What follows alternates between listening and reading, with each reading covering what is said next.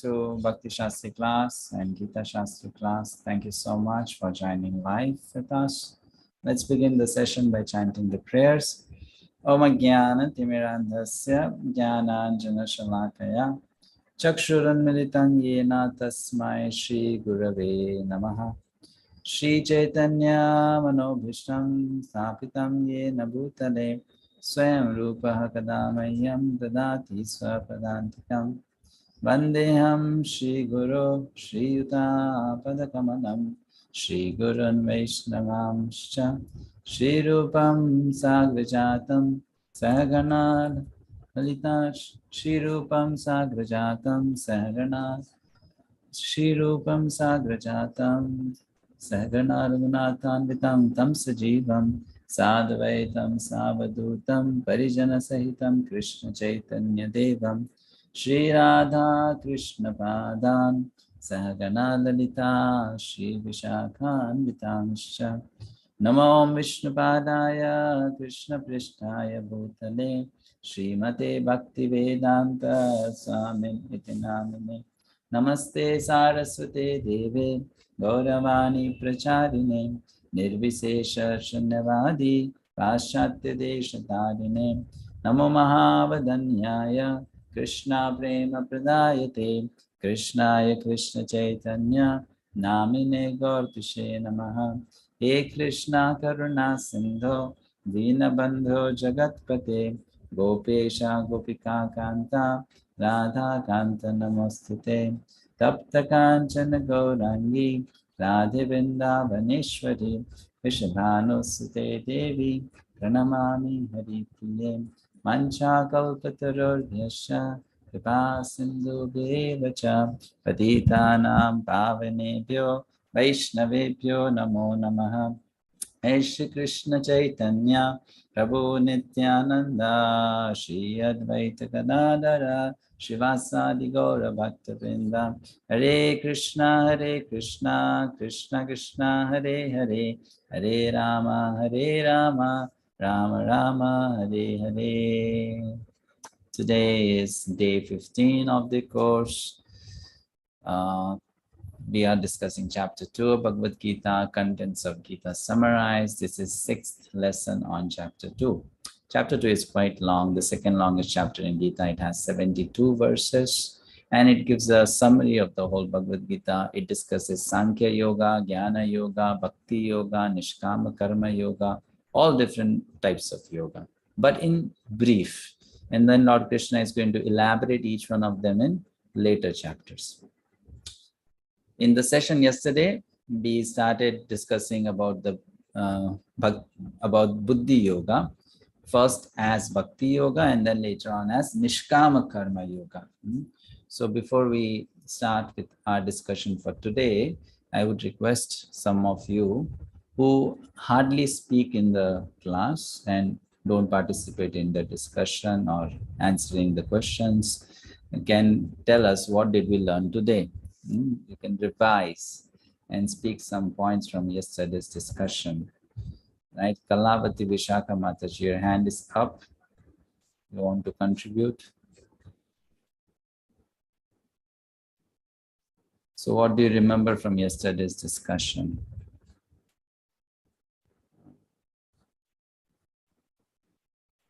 No one remembers anything. David Prabhu. May I, Prabhu? David Prabhu, please, raise your hand before you speak. David Prabhu, yes.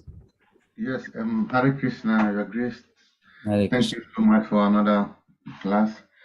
Yesterday we discussed about how to do do service selfless, and yes, selfless, and we have to detach, and how to have to try to progress more in your spiritual life.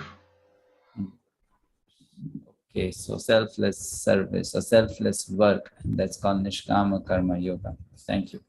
Dhananjay Prabhu. Hare Krishna. We were talking also about two types of intelligence, about one-pointed intelligence and multi-branched intelligence. And Vyavasatmika intelligence and Very good. multi-branch intelligence, and what are causes of multi-branched intelligence? That's bhoga or sense enjoyment, and aishvarya or material opulence or power. Yes, correct. Yes, thank you. So Vyavasayatmika Buddhi is also known as Nishchayatmika Buddhi, is also known as Achala Buddhi, like different ways of calling out the same thing. Vyavasayatmika, Nishchayatmika, Achala. And Arjuna will give a new name also to that kind of Buddhi, which we'll discuss today. Okay, I'm only picking on those names which don't speak so often. So, Seema Mataji. Hare Krishna, Prabhuji. Also, we learnt about the 4 benefits of Buddhi Yoga. One was freedom. Freedom, like how knowledge is offered as a result to Krishna. We get the knowledge.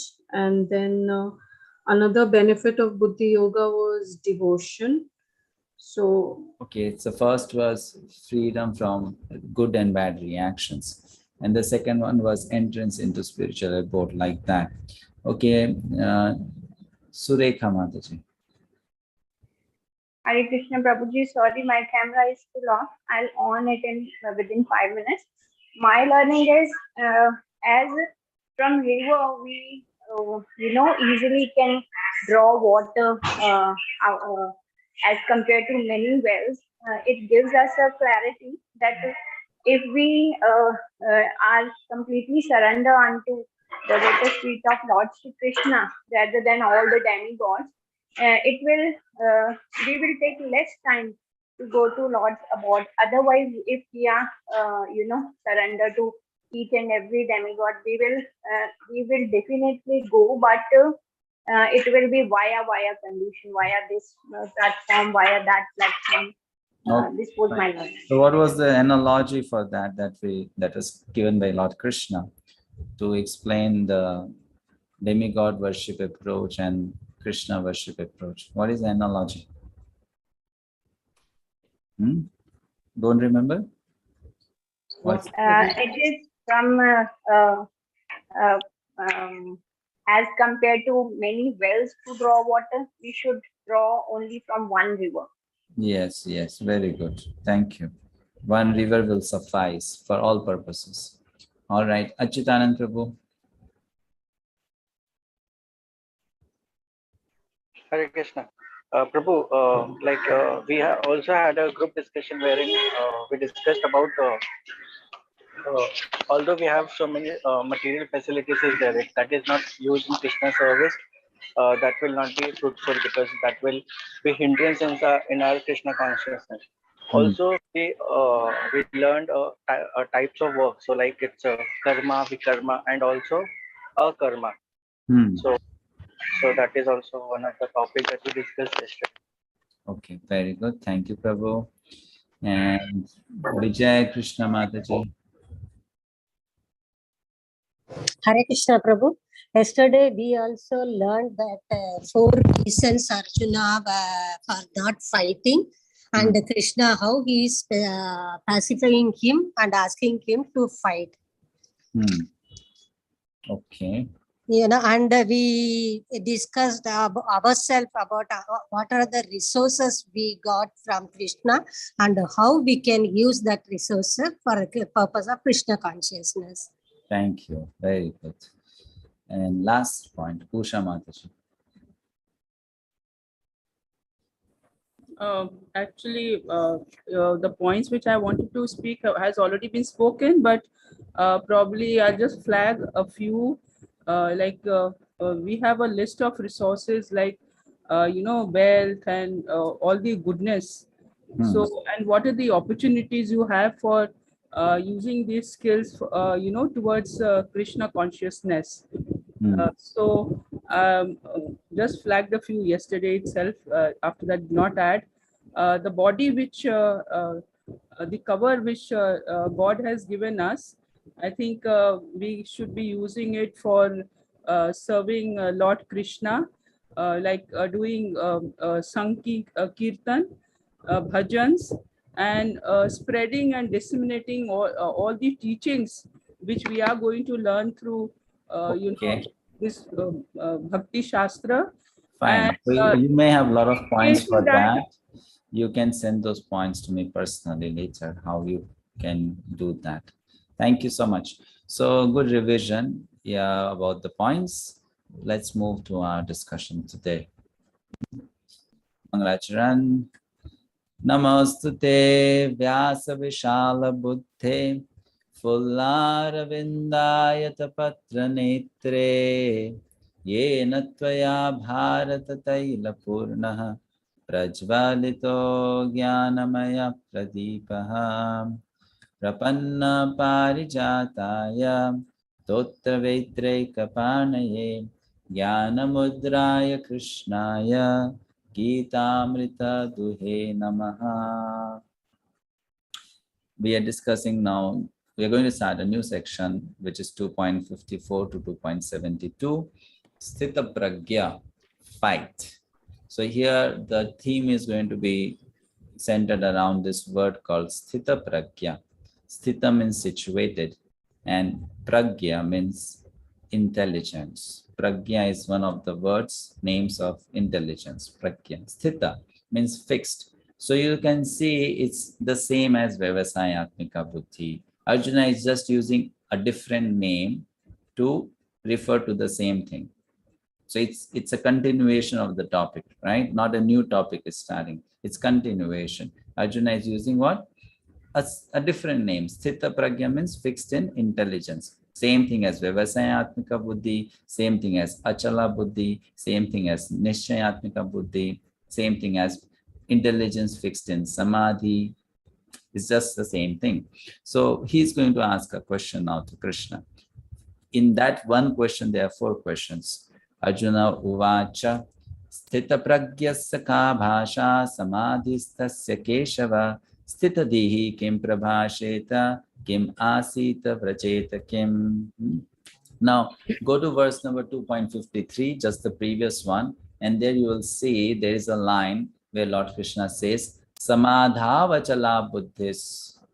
You found that line in the previous verse 2.53, Samadhav Achala Buddhis. So Achala Buddhi means what? Intelligence that is not moving, fixed. Achala. Chala means moving. Achala means not moving.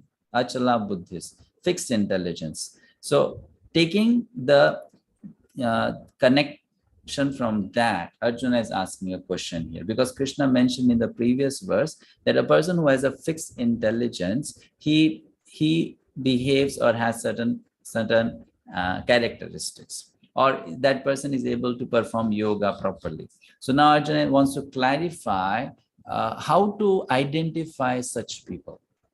Because you see, when you discuss a concept, when you discuss some principles, when you discuss some attitudes, one thing is you get a theoretical understanding of it. But then how do you practically implement in your life? That becomes easier when you find living examples of people living their life as per those principles. Isn't it? Like, for example, you read a book on Vaishnava lifestyle. You may get some idea of how a Vaishnava should live his or her life.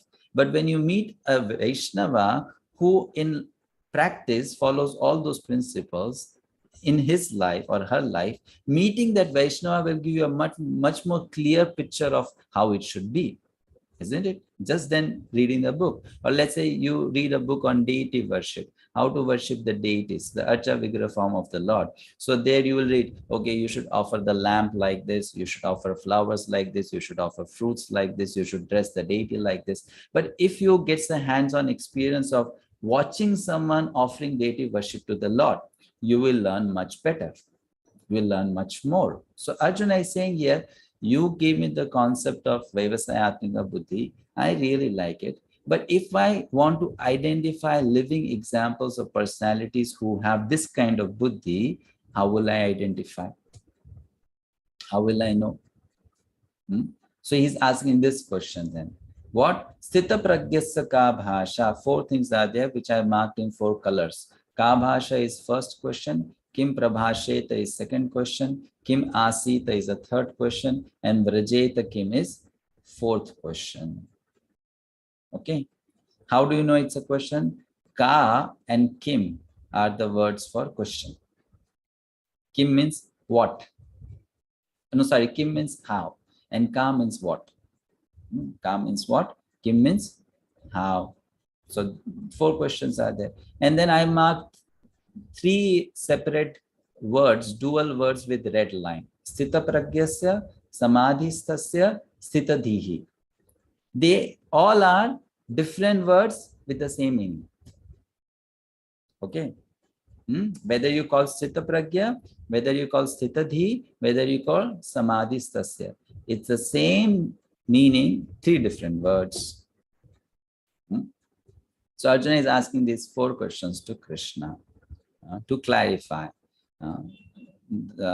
to clarify so that he can identify such personalities. He can learn from their example. That's the idea. That's the idea here. So we'll go to this other screen. Wait a second.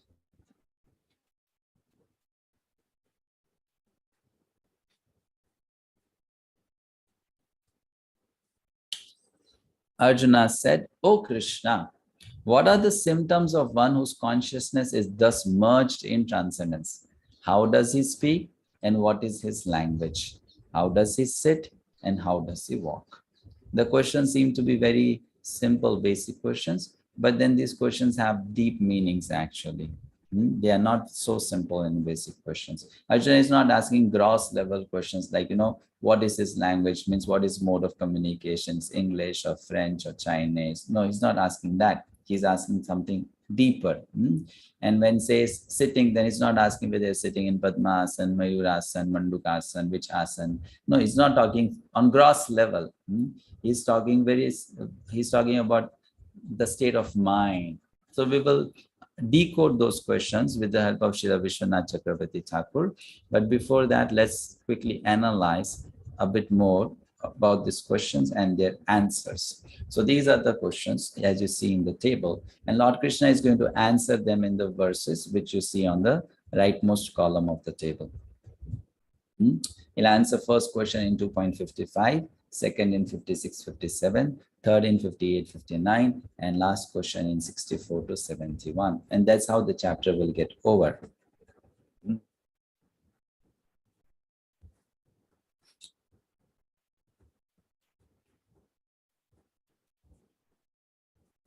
Fine. Okay. Nagraj, Prabhu, would you like to read? Hare Krishna, Prabhuji. Yeah. The symptoms. As these are symptoms for each and every man in terms of his particular situation, similarly, one who is Krishna conscious has his particular nature. Talking, walking, thinking, feeling, etc. As a rich man has his symptoms by which he is known as a rich man, as a diseased man has his symptoms by which he is known as diseased, or as a learned man has his symptoms, so a man in transcendental consciousness of Krishna has specific symptoms in various dealings. One can know his specific symptoms from the Bhagavad-gita, 2.54 purport. So this is a science, how to identify people based on their qualities, right? So those who are genuine devotees of Krishna, those who are genuine saintly people, they exhibit some symptoms.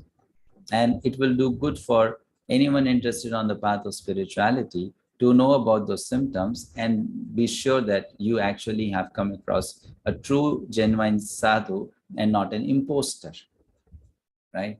If there are books, I don't remember the names, but there are some specific books which even give symptoms on physical bodily level, on the physiognomy level, that if such a person is sadhu or sane, then that person will have a particular kind of forehead, a particular type of neck, a particular type of particular frame of chest. The fingers of that person will be of a particular shape. The length of the arms will be like this. The length of the legs will be like that. All those symptoms are also given.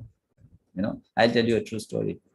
Once Srila Prabhupada's one disciple, who is a great scholar of the books given by Srila Prabhupada, he once was distributing some books in the streets of a South Indian city. Okay, so that time he had a habit that in all of his personal copies of Srila Prabhupada's books, he kept a picture of Srila Prabhupada, as a bookmark. In between the books, he kept a picture of Srila Prabhupada. So he had a very favorite picture of Srila Prabhupada, which he kept in his Krishna book. While he was distributing these books to people, somehow that he met one man on the street who was a South Indian Brahmana, and he showed him the book. And when he turned the book, you must have seen in some of the books at the end, on the cover page, back page, there's a picture of Srila Prabhupada. So when he showed that picture to that man said, "Who is this man?" So this Prabhu, he said, "He's my spiritual master and he's the author of these books." So that man, he told him, "Can you give me just 5 minutes?" So he said, "Okay, what do you want to do?" He said, "I'll do something. You just stand here. You don't have to do anything. Just stand here. You give me this book and I'll do it in front of you. You just give me 5 minutes." So the devotee said, "Okay, fine. Let's see what you're going to do." So that man went into his small bag, pocket bag, and he started removing certain articles from there. Like he removed one needle, he removed some set of threads and some scale.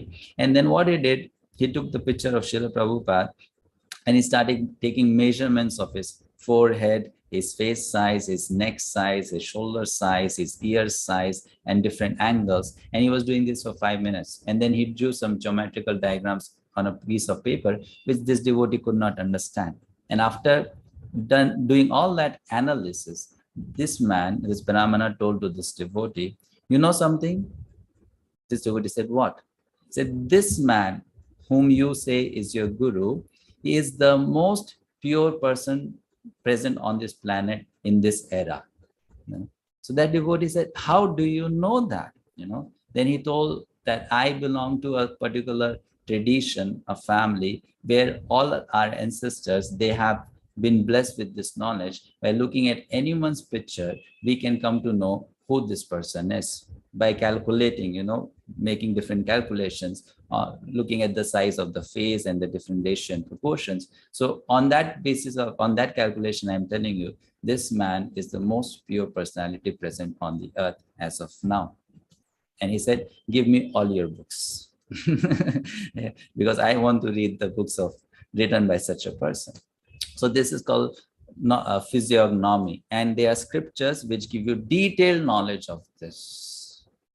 This is not something strange actually. Just like an expert Ayurvedic doctor looking at your face can tell which organ in your body is not functioning properly. Just by looking at your face can tell which organ in your body is not functioning properly. Likewise, there are people who by looking at someone's face can tell how spiritually enlightened that person is. And these proportions, they work out well for all great souls. You'll find similar portions in the pictures of Bhaktisiddhanta. You'll find similar proportions in the pictures of Bhaktivinoda. You'll find similar proportions in the pictures of Ramanujacharya. They all belong to that category. So this is a science. They are symptoms. So Prabhupada is saying the same thing. They are symptoms on how do you identify a person. Arjuna is asking here symptoms of Sthita Pragya. How do you find a Sthita Pragya person? Okay. So let's go to the answers now for these questions. First is, what is his language? What are his characteristics? So the answer will be given by Krishna in 2.55. Shri Bhagavan Uvacha Prajahati Yada Kaman Sarvan Partha Manogatan Atmanyevatmana Tushtaha Sthita Pragyastad Uchyate. So this verse is giving the definition. Tada Uchyate means is said to be Sthita Pragya. So this verse is a definition of a person with Vyavasayatmika Buddhi. What is that definition? The Supreme Personality of Godhead said, "O Partha, when a man gives up all varieties of desire for sense gratification which arise from mental concoction, and when his mind thus purified finds satisfaction in the self alone, then he is said to be in pure transcendental consciousness. That is Sthita Prajna. Means a person is fully fixed in relishing or enjoying the self. Atma Ramana, enjoyment in the self. Then that person is Sthita Prajna, fixed in intelligence, giving up all desires for sense gratification. That is the characteristic of such a person. Characteristic. What are his characteristics or what are his symptoms? To make it simpler, this is the answer. This is how we understand it. A Sthita Prajna person is someone who has no material affection. How? That person gives up all varieties of desires for sense gratification. Now, that's not easy actually, but at the same time, that's not impossible if one knows the science. Artificially, we cannot stop desires. We cannot become desireless artificially. But if one engages one's desires in positive manner to spiritualize one's life, then one can easily give up the wrong desires without putting a lot of efforts. So that is the first point. Second, one is detached from both happiness and misery.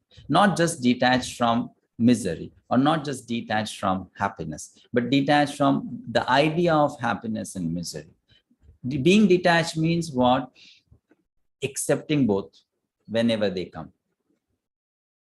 Accepting both whenever they come.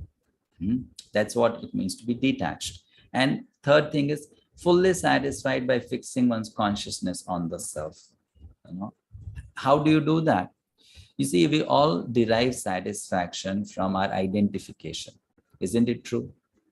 Like, for example, if someone scores very well in class 10 board exams, then that student will derive satisfaction from his score or her score, that I scored so well, right?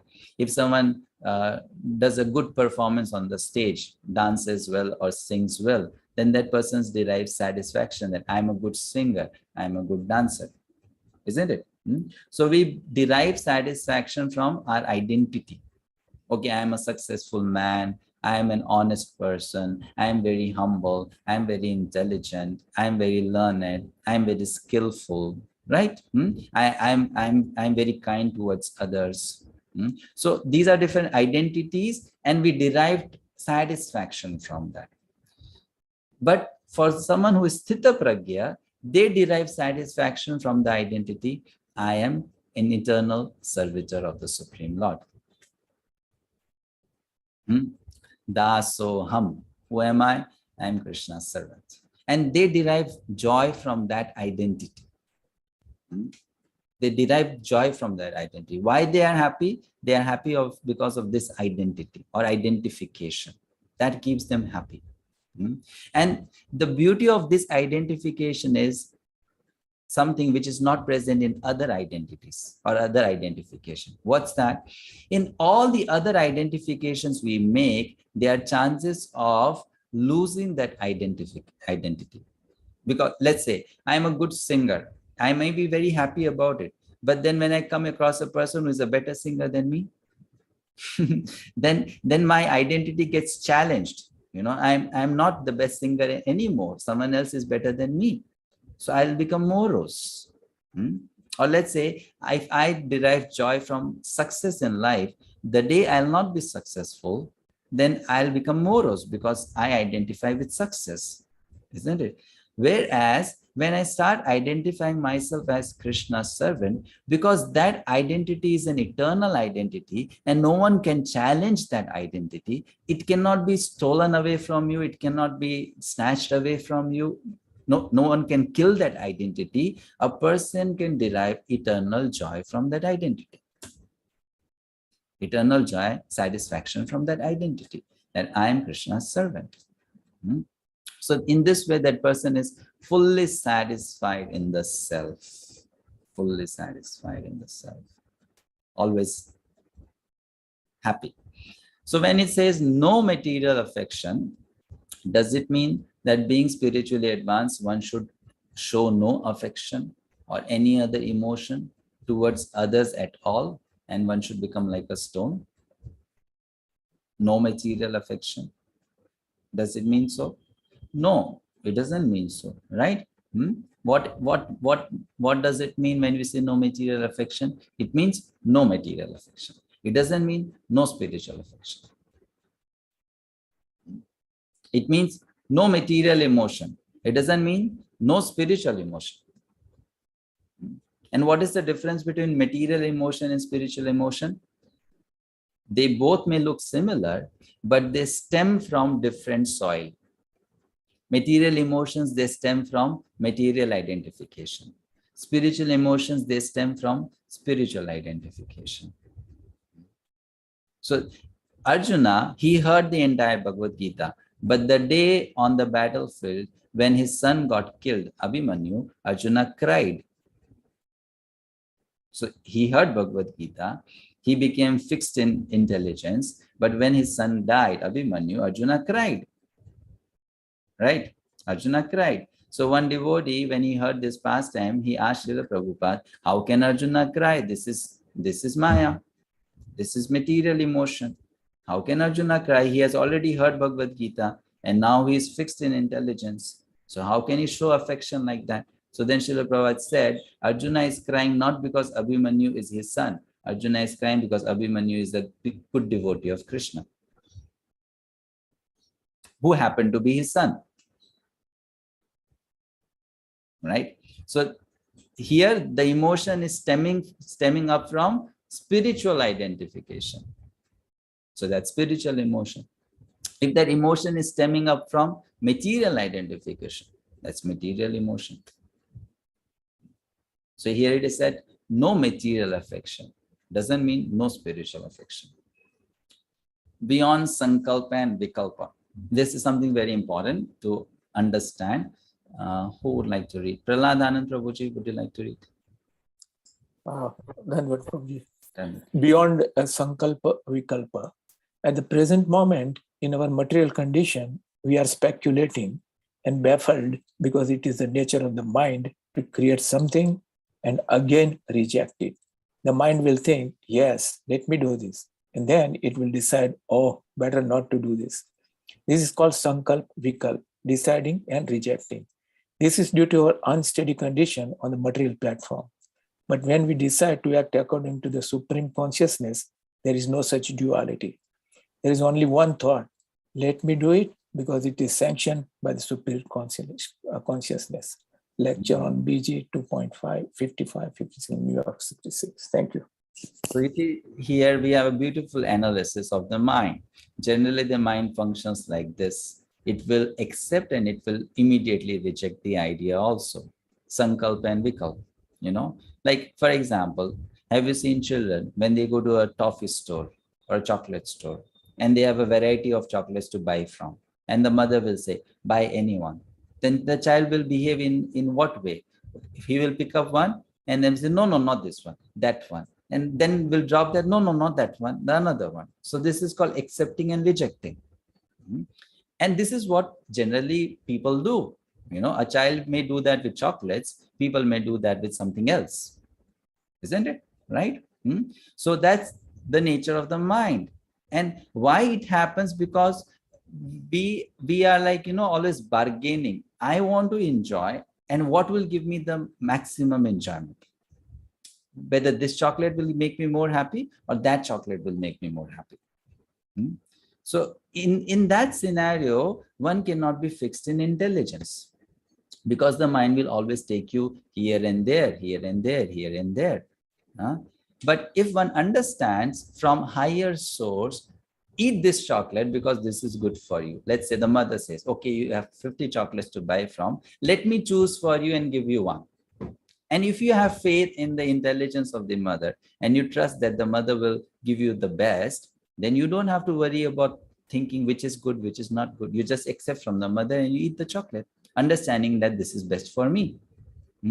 So for a Sthita Pragya person, what happens is, instead of that person going on a hunt, what is good for me, what I should do, what is nice, what is not nice, that person simply accepts life the way Krishna gives life to that person.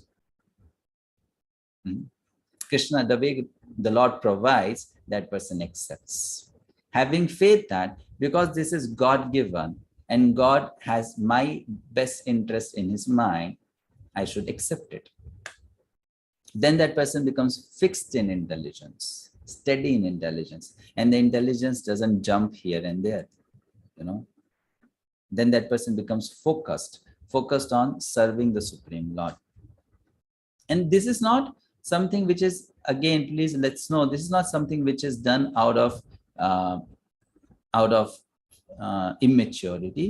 This is done by proper understanding. Just like my parent would know the best food for me, what it is, right? And would make the best selection for me. Likewise, Krishna, as my caretaker, my maintainer, my best friend, knows very well what I need at any moment of my life. So why should I unnecessarily worry about it or make plans for it? Because Krishna will choose the best for me. What is best for me, he will choose and he'll give to me. In that way, that person becomes fixed in intelligence, very much fixed in intelligence. So just think about that example again. You go to the shop, or let's say a child goes to the shop and has 50 chocolates to choose from, and the child has already decided, I want to buy that chocolate. But the mother says, no, not that one. You buy this one. At that time, it may be a bit difficult for the child to accept that decision of the mother, because he or she has already made up the mind that I want that particular chocolate. But the mother is suggesting something else. But if the child has faith, my intelligence can think in this way, or only to this much extent. But my mother, she is much more experienced. She knows better than me, and she even knows what is good for me more than me. So if she has chosen another chocolate, that should be better. I should accept it. Even if I may not like the idea, but I should accept it.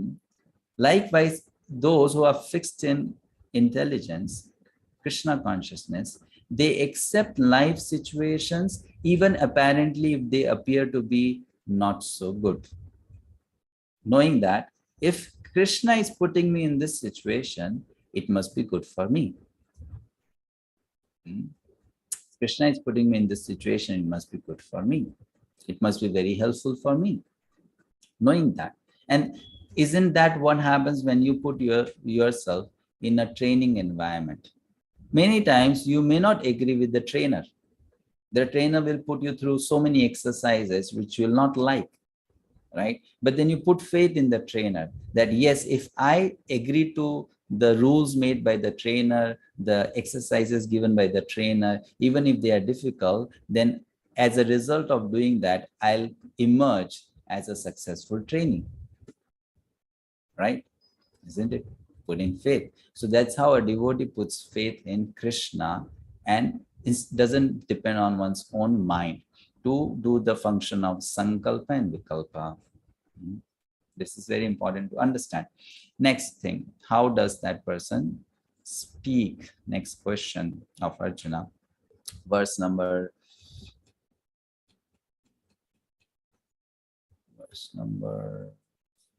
56.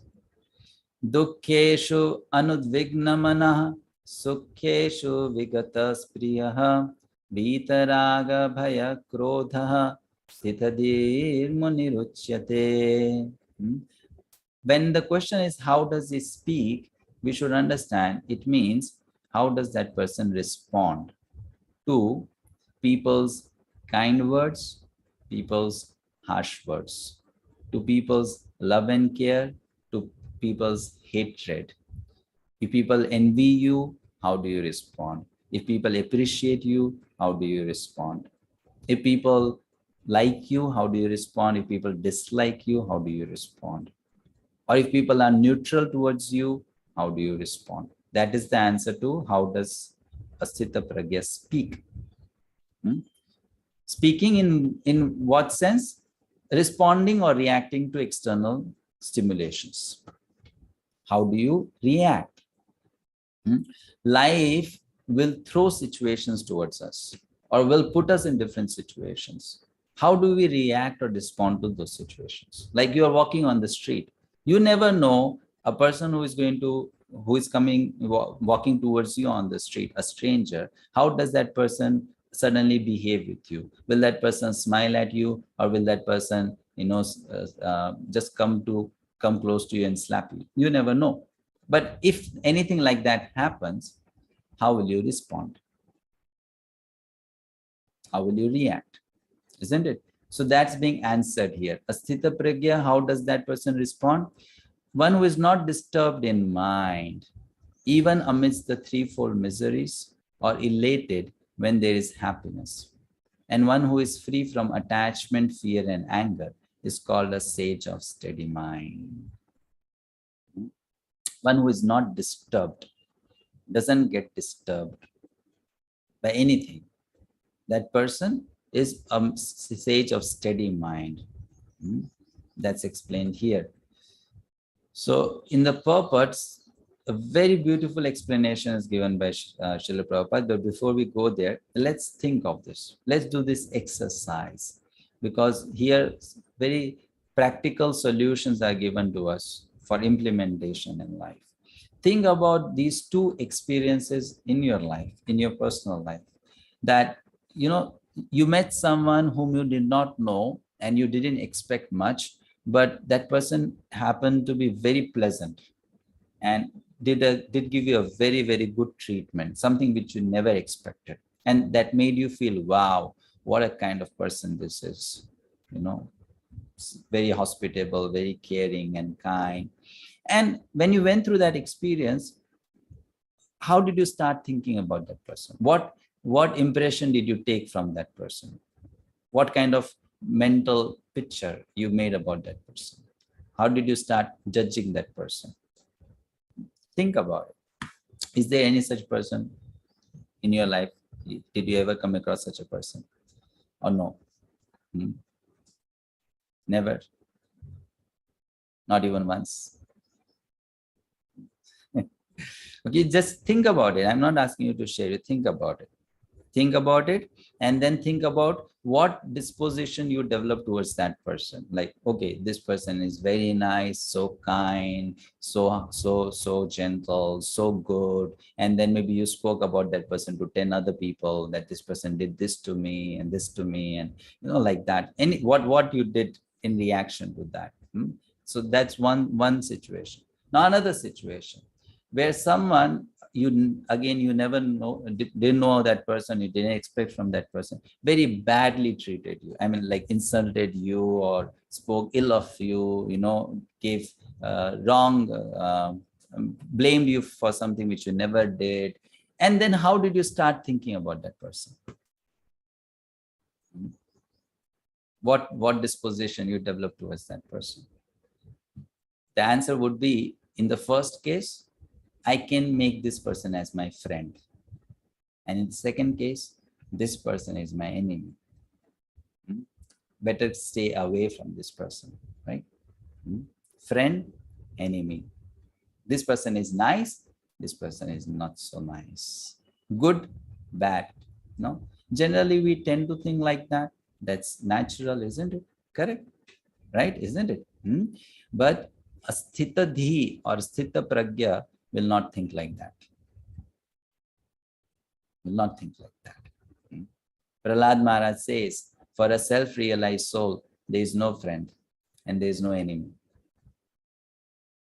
For a self-realized soul, no friend, no enemy. They think differently. They think in a different manner. Even let's say someone has been friendly towards them, next time when they meet that person, they will not expect similar friendship. And even if someone has been very bad towards them, next time when they meet that person, they may still expect that this person might have changed. So they are always starting with every relationship as a fresh relationship, with no past judgments attached to it. Every time they start with any relationship, with any encounter as fresh. And you know why that freshness is there? Because they are connected to the super soul. They are situated in that reality, pure reality. So they don't become affected by past material experiences. It's just like, when you are traveling, you happen to carry some dust with you because the dust is falling on you. But if you every day take shower, you remove the dust. Likewise, those who are self-realized people, in their material dealings, what experiences they get, whether good or bad, it's like dust falling on them. And every day, by again being connected to purity, they remove all that dust and they start it anew, afresh. That's how they do. So this is isn't it very interesting? Like, we wish we can also become like that, right? We can become like that and not be so much affected by how people treat us. Not be so much affected. That would be called as a really, we can say, a really noble soul who doesn't care how people treat him, but he treats in the right way or in the decent way. Anyone here has read Ramayana or heard the story of Ramayana? We have, right? Isn't it? Don't you fall in love with Lord Sri Ram when he forgives 𝗄𝗶𝗹𝗹? That what kind of person is this? Right? He can forgive such a person. We fall in love with Lord Sri Ram for his perfect dealings with everyone, whether they are friends or they are enemies. You just love that person because he's so sober. He doesn't carry grievances or grudges towards anyone, isn't it? Right? Crystal clear heart. So we all wish also to become like that. And that's the quality of a Sthita Pragya person. Behaves exactly like that, behaves exactly like that. So how do they respond to miseries? Srila Prabhupada gives some very helpful tips to us in the purport, practical tips. Like here it was mentioned that a Sthita Pragya is someone who is not disturbed by miseries. So how that person remains unaffected by miseries? This is the way. They probably wanted to read, is it? Yes, I want to read. Yeah. How to respond to mysteries. A full Krishna consciousness person is not all disturbed by the onslaught of the threefold mysteries, for he has accepted all mysteries as the mercy of the Lord. So how does a devotee see miseries? Says that as mercy of Krishna. Thinking himself only worthy of more trouble due to his past misdeeds, right? And seeing that as a grace of Krishna, right? So if I see something unpleasant as mercy, I'll be less disturbed. I'll be less disturbed psychologically, because I am seeing that as something for my good. The problem is disturbance comes when I think that it's not for my good. So then I will start defending or attacking. But when I know it's for my good, then I'll become peaceful. I'll accept it. So if miseries come, a person who is Sthita Pragya is able to see those miseries as grace of Krishna for my good. Second, how does that person respond to happiness? Snehal Mataji, would you like to read? Yes, Prabhuji. Similarly, when he is happy, he gives credit to the Lord, thinking himself unworthy of the happiness. Here, he realizes that it is due only to the Lord's grace that he is in such a comfortable condition and able to render better service to the Lord. 2.56. When misery comes, thank Krishna. When happiness comes, thank Krishna. Right? In both the situations. It's not that that person is running away from happiness. This is a very wrong mentality among spiritualists, that run away from happiness. We don't have to run away either from happiness, and we don't have to run away from distress. We just need to accept both with the right attitude. Right? If you get gulab jamun on your plate, be happy. If you get bitter karela on your plate, be happy. That's the point, right? Whatever comes on your plate, as mercy of Krishna, you accept it and be happy. Yeah? That's the idea. Don't dislike anything. Then next one, who would like to read this?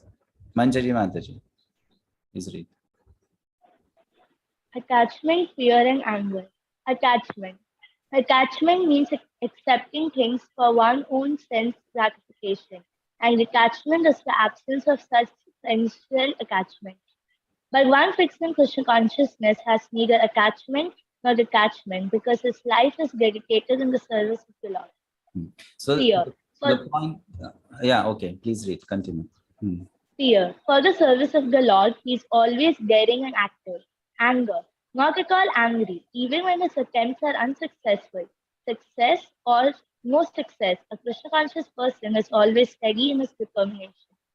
See, so attachment and detachment affected by none. Why? Because the focus is the service should be done. My duty should be done. That's the focus, right? Duty oriented, service oriented, not about whether it's happening the way I like, the way I want. It should be like this only. Very attached to it, very detached to it, or I don't care. Not like that. I'm supposed to do, so I do. Fear. Generally, people have fear or reservations because there is this idea I may not be successful. But if one thinks my job is to do my part, whether I am successful or not, that's not my job, or that's not what I should be bothered about. So that person will be active and daring, that I need to do, I'm supposed to do. And finally, not angry even when unsuccessful. Why so? Because that person understands Krishna will not judge you on the basis of the results you give. Krishna will judge you on the basis of the efforts you put. In the material world, our boss will judge us on the basis of the results we give, because that boss is material boss, right? But Krishna is not such a master. Krishna doesn't judge us on the basis of the results. Krishna will judge us on the basis of the efforts. To give an example, if someday you carry 10 Vedic scriptures in your hand and go out on the street to give out to people, you carry 10 books. Now, if you are working for a material firm, then if you come back with those 10 books in hand, then the person who employed you for that job will say, useless employee, doesn't give any result. At least you should have gone out and distributed all the 10 copies. If not 10, 5 copies. If not 5, 2 copies. Give some result. You could not give any result, I kick you out of the job. That's how the master in this world will treat the servant, right? But Krishna is not that kind of person. He will think, or what he will see? You went out, you spend your energy, your time, you worked hard, you were standing on the street in the sun, it was raining, you were perspiring, you were approaching people, asking them. They did not take, it was a bad day, but you put your efforts. So Krishna will give you 10 on 10 because you put your efforts. He is a very kind master. He will appreciate the efforts, not the result. Not the result. Because he's not materially calculative. So when I understand that my master is of that kind, of that nature, then I won't be so much disturbed by unsuccessful attempts. Because I'll know I did my job sincerely. I played my part sincerely. Now why I should be frustrated then? And that is the reason you will see that those who are fully devoted to Lord's service, they have a lot of patience. They have immense amount of patience. They don't give up easily on people, on projects, on mission. They don't give up. They have a lot of patience. And that we can see in the life of Srila Prabhupada. After 40 years of struggle, he got this success. 40 years of struggle. As a man of 26 years age, he got the instruction to go to the Western country to preach Krishna consciousness. At the age of 70, he went there after 44 years. And for 44 years, he was not sitting at home watching television, eating potato chips. He was not doing that, that just spending his time at home, that let that day come when I'll put efforts. From that very day when he got the instruction, he started putting efforts. But if you read his life, every time he tried to do something, he was meeting failure. Every time. For every small thing he was doing, he was meeting failure after failure, failure after failure, failure after failure. So many setbacks, so many obstacles from family members, obstacles from spiritual God brothers and God sisters. Business is not growing. Wherever he's investing money, that business is collapsing, everything going wrong. But he did not give up. He still wanted to try, give it a try. Why so much of patience? Because frustration is not there. And why no frustration? Because he knew my efforts are being accepted by Krishna. Even if I'm not giving results, he is accepting my efforts, right?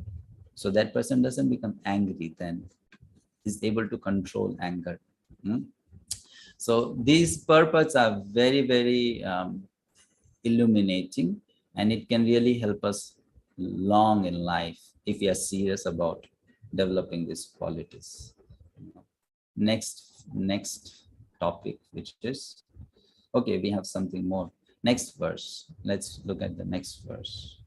2.57.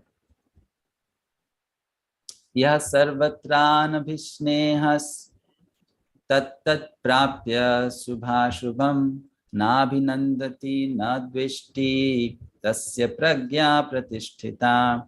In the material world, one who is unaffected by whatever good or evil he may obtain, neither praising it nor despising it, is firmly fixed in perfect knowledge. This I have seen actually, being in ISKCON for last 14 years, I have had the good fortune of meeting really, really very advanced souls. And I have seen one quality in them.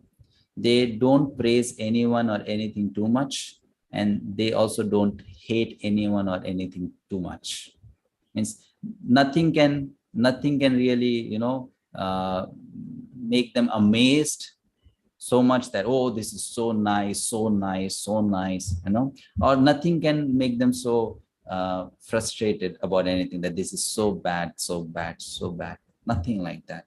They never go to the extreme zone of hating anything or liking anything too much. They are quite balanced, very balanced, accepting the reality of life, that life is like this. It's going to be a mixture of good and bad. Not that it is going to be extreme of anything.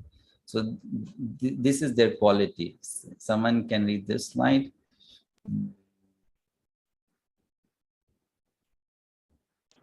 Yes, Rohit Prabhu. Neither praising nor despising. There is always some upheaval in the material world, which may be good or evil. One who is not agitated by such material upheaval, who is unaffected by good and evil, is to be understood to be fixed in Krishna consciousness. As long as one is in the material world, there is always the possibility of good and evil, because this world is full of duality. But one who is fixed in Krishna consciousness is not affected by good and evil, because he is simply concerned with Krishna, who is all good, absolute. Yes, who is all good, absolute. Like, I'll tell you an incident, how the saints function. When Srila Prabhupada was in America, he was living in New York, in the slum area of New York. They call it as Bowery. He was living in the slum. And because he did not have proper accommodation, one young boy welcomed him to share the accommodation. That young boy was a drug addict And he started liking Prabhupada's classes, so started spending time with him. But one day when he took an overdose of drugs, he became mad, crazy, and he came to attack Srila Prabhupada in a way that he would kill Srila Prabhupada. At that time, Prabhupada was all alone in the apartment with this man. So Srila Prabhupada had to then escape from that place. Then the other people who were coming for the program, when they came to know that Swamiji was literally attacked by this man, they suggested it's not safe for you to continue staying here anymore. We will give you another place to stay. So they found a new accommodation for Srila Prabhupada to stay. After a few days, this young man, he came to meet Srila Prabhupada again, and he was sad about that day's incident. Srila Prabhupada forgave him. And Srila Prabhupada said, you can come again to see me. I have forgotten what has happened. So this is how the great personalities, great saints are, They never hate someone so much. Even in that situation, he did escape that place, but it's not that, okay, now from this day onwards, I don't want to see the face of this person. Never, not like that. Not like that. Not like that. They will never become affected by good or evil to that extent. Being so fixed. Okay, so we have a good lesson to learn here, which is a principal lesson to be found in Bhagavad-gita. Equanimity, samatvam, is important because that leads to a stable mind even when there is so much instability around. We will always have instability around. But by developing this quality of samatvam, being unaffected by good and bad, by the dualities, we will develop a stable mind. Otherwise, what will happen? The instability around us will always make us unstable. Will always keep us in anxiety. The nature of this world is that it can never be stable. So when I cultivate this quality of samatvam, with all the upheavals around, I will still be stable, stable in mind. And that is the perfection of yoga. Yoga is all about that. Yoga is all about that you have a stable mind, unaffected, undisturbed mind. That's called true peace, right? Like, it's very easy to be peaceful in a place where there's a beautiful waterfall falling and nice winds are blowing and the birds are chirping and you're sitting there in meditation. It's very easy to be peaceful in such a situation. That is not real peace. Real peace means you are in the battlefield of Kurukshetra, you have to kill people, you are seeing heads being cut off, arms being chopped, and still you are peaceful. That's real peace. That's real peace, right? That the external environment doesn't disturb me. That's called being peaceful. So that's real peace. And Bhagavad-gita is teaching that to us, how to be peaceful in such situations. So now we can take a break. After the break, we'll move to the next topic. 5 minutes break for everyone. For me.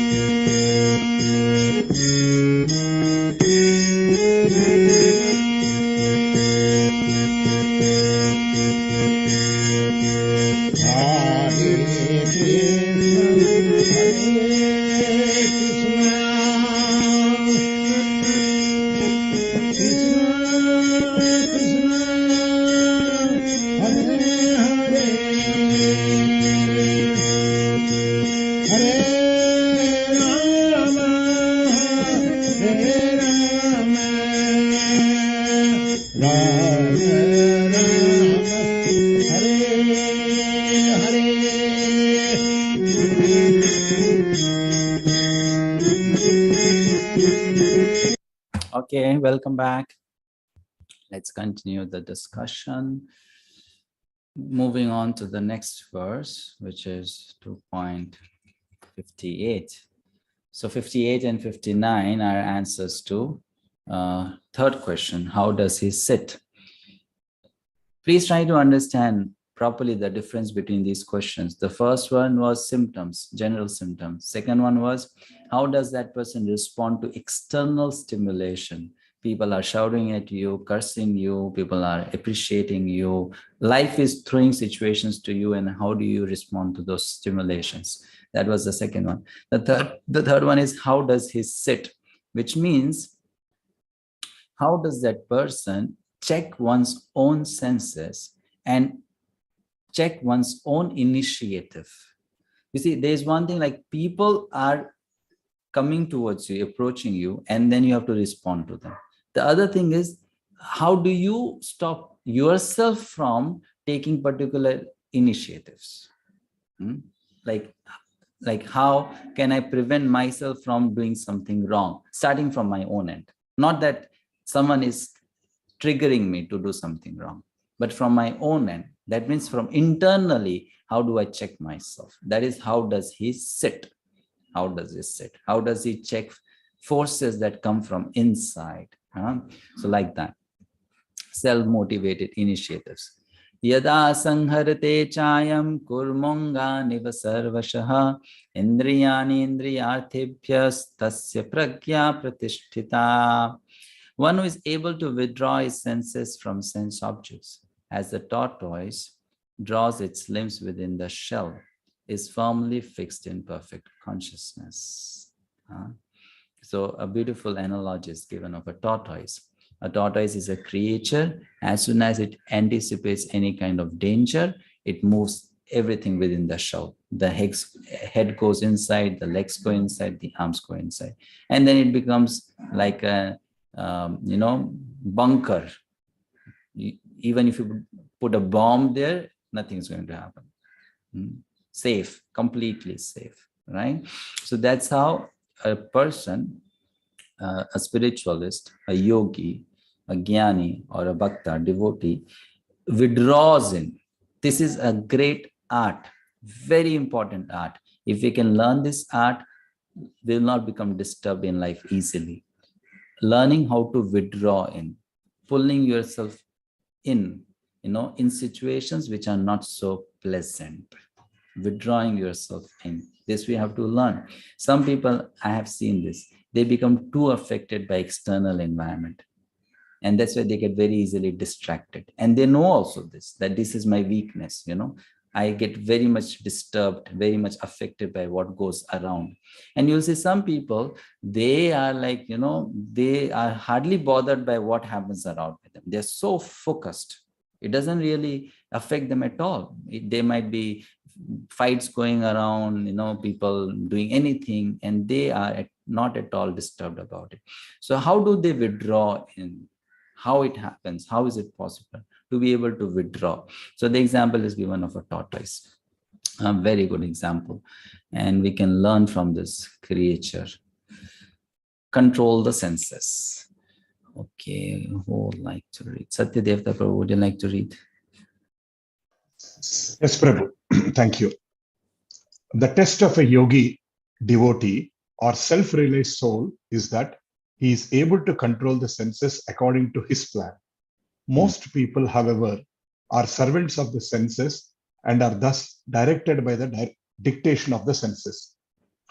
That is the answer to the question as to how the yogi is situated. The senses are compared to venomous serpents. They want to act very loosely and without restriction.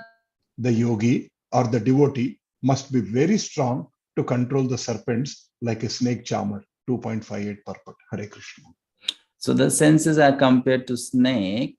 We can understand in this way, just like the snake, if you have seen a group of snakes, they would just, march in different directions, trying to conquer the different arenas. Likewise, the senses which we have, they just try to, explore the whole world, the things which are present in this world. So in that way, they go wild and crazy. And because of that, the mind becomes very, very disturbed. So one has to learn the art of restraining the senses, controlling them, putting a check upon them, which happens by practice. It is not something which is automatically developed. It has to be done like a wild animal. You need to tame that wild animal to make that a pet animal. Likewise, we have to train our senses to become, followers of our commands, not that we become slaves to the senses demands. So this has to be cultivated as a matter of practice. We will discuss more details on that. How do we do that? Someone else can kindly read this. Who would volunteer? Tulasi Toshika Mataji. Control the senses. There are many injunctions in the revealed scriptures. Some of them are do nots and some of them are do's. Unless one is able to follow the do's and the do nots, restricting oneself from sense enjoyment, it is not possible to be firmly fixed in Krishna consciousness. Yeah. So how do you practically implement sense control? You make a list of do's and don'ts for yourself and follow them, right? That I will not eat these things. I will not see these things. I will not hear these things. Don'ts, do's. We have to make a list, and we have to start exercising control over the senses. Slowly, slowly. Not so much so that the senses revolt. Slowly, slowly. Just like if you have, I don't know, if you have watched a video of how a wild horse is tamed into a horse which will follow the commands of the master. The trainer is very expert. The trainer will make friendship with the horse first, and then slowly start controlling the horse. Likewise, we have to know the senses. They will try to go out of our control always, but then we'll have to restrain some check upon them, but not so much check that they start feeling suffocated. Slowly, gradually. And then in due course of time, they'll be fully in our control, the way we want to let them go out. What we want to see, we will see. What we want to hear, we will hear. What we want to taste, we will taste. And then we will become a master of the senses. Master of the senses. So this happens by having a list of do's and don'ts. Very important. So example is beautiful and good lesson from that example. Timely withdrawing in is very important, lest one becomes a prey of temptations due to unchecked exposure. The tortoise is very quick in withdrawing in. As soon as it anticipates danger, immediately goes into the shell. Immediately withdraws in. So we need to learn that thing, how to timely withdraw in from stimulations so that we don't become prey to temptations, which may happen due to unchecked exposure, right? Questions I'll take later to all on all the topics. Now we have a group work for you. Let's say a friend of yours on reading about sense control in Bhagavad-gita comes to you and argues, anything artificial is unhealthy. The senses are outlets to experience pleasure. Why deny that natural propensity? How will you help your friend understand that his or her argument is faulty? Please read it carefully. Anything artificial is unhealthy. The senses are outlets to experience pleasure. Why deny that natural propensity?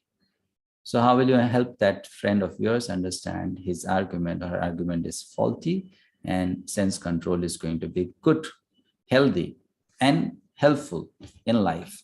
So we'll put you in groups, we'll give you 5 minutes, not more than that. And you please discuss. And this time make sure that you make some different group leaders, not the always usual ones. Some different people can lead and present. Fine. I wish you all the best. Okay. It shows 8 minutes, but I'll close the groups in 5 minutes. So just make sure you finish a discussion within 5 minutes.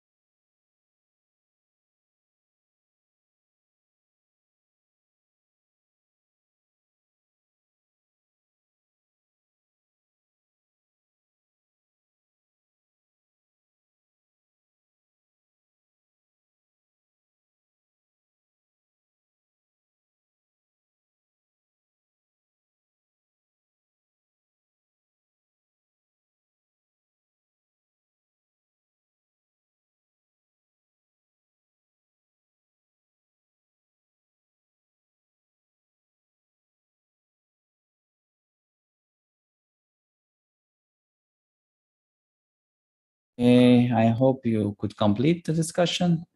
So those who are leaders can keep their hands up.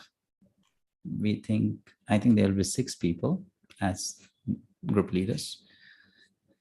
Oh, all right. New names this time. Rajvilasini Mataji. Hare Krishna, Prabhuji, Dandavat Pranam. Prabhuji, I'm from room number 4. And the friend, he said that nothing has to be done artificially and like not controlling the senses. So definitely we don't have to do anything artificially. And we have to do things naturally and gradually. We should not force. Like if you are addicted to having tea, 5 cups, so you don't go to 5 to 0, but slowly, gradually, you take up and do things. And he has talked about the senses. So definitely senses are there to take pleasure. And generally we consider it wrongly because we think controlling the senses is restrictions. But it is not restrictions, but it is like giving you freedom. We have to be the master of the senses rather than senses controlling us. Like if there are 5 horses in a chariot, the person who is driving the chariot, he has to control the horses. Otherwise, if all the 5 horses are controlling the chariot, it may go in another, like it will not go in any direction because they all will go in different directions. So this is the things which we discussed. Very good points. Beautiful. Thank you. Convincing. Dhananjay Prabhu. Hare Krishna. I'm representing group 6. We have discussed a few points. First is we will tell analogy of horses and the chariot. That story. Then we will explain how we get addicted when we do sense gratification, and there is no ending that sense gratification. Then sense gratification is temporarily and it leads to misery. And we should give senses this higher taste, not this lower taste of. And there is some analogy of mother and child, and we should act as a mother and tell our senses what to do and not what to do, and to use proper intelligence to discriminate in this. Correct. Very good. Thank you. Vandana Mataji. Hare Krishna, Prabhuji.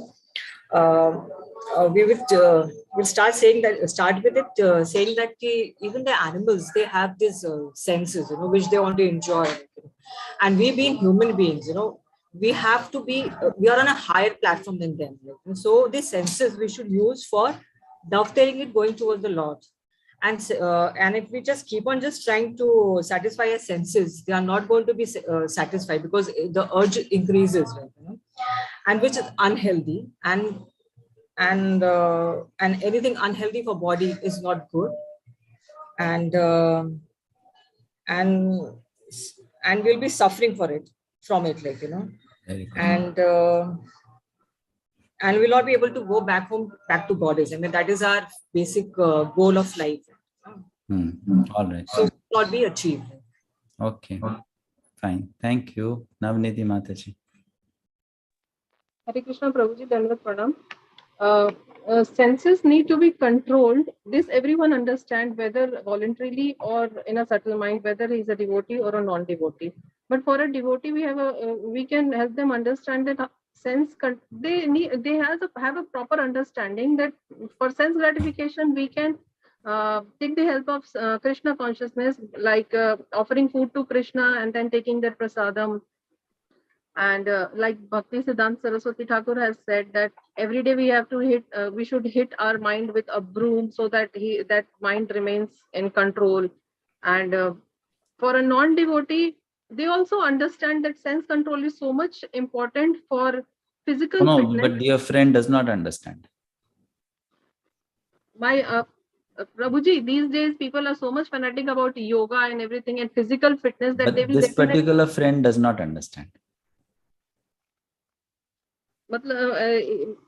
He's not ready to understand anything. That's why he's arguing. No, he says sense control is artificial, and it is unhealthy because it is artificial.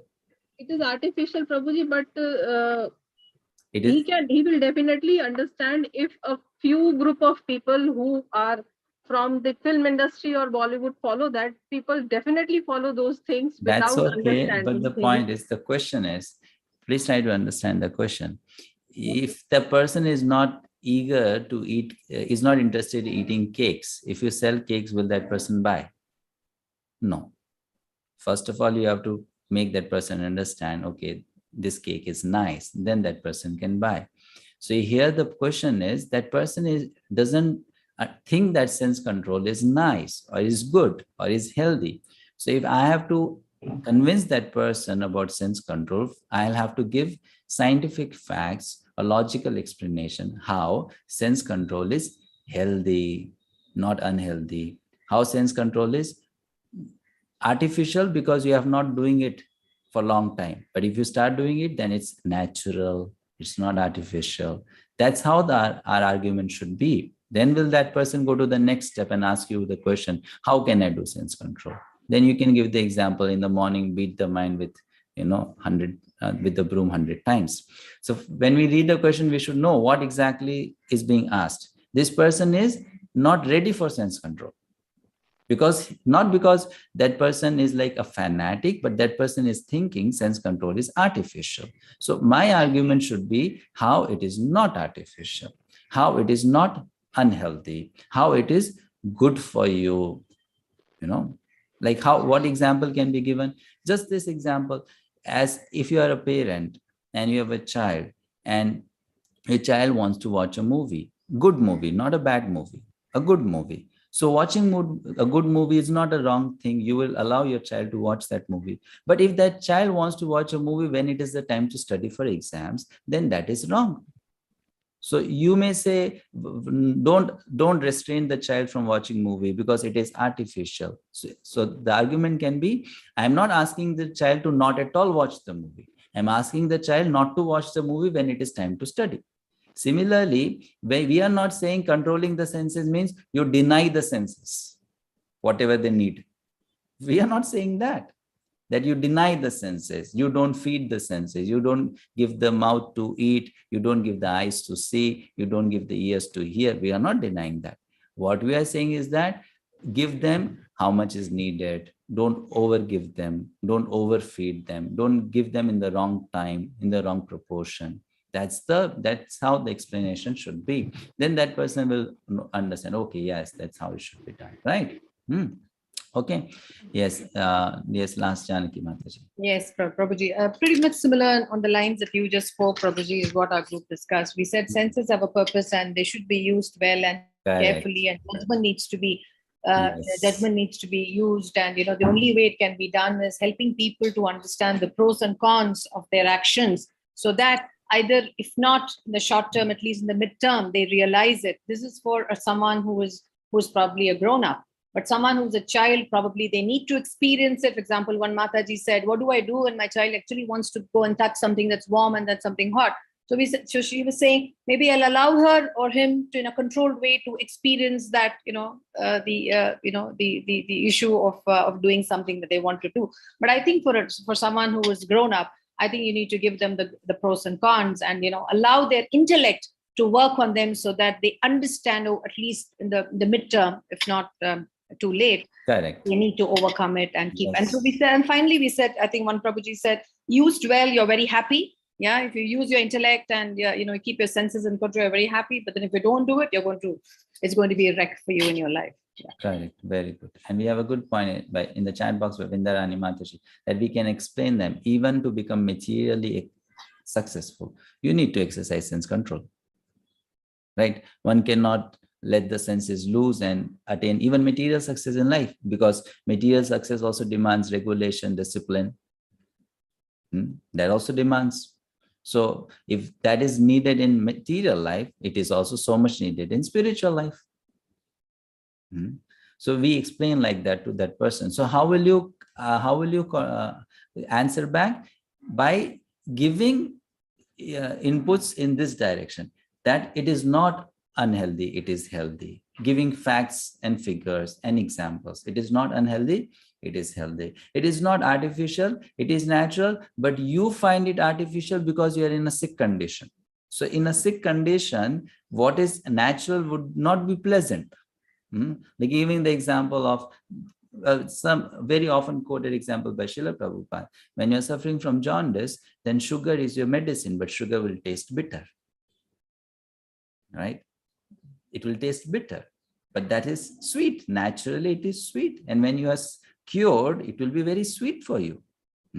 So for us who are practicing, sense control is little bitter. It will be bitter because you don't really want to do it. It's not pleasant. However, for someone who is purified in pure consciousness, sense control is natural, right? Natural.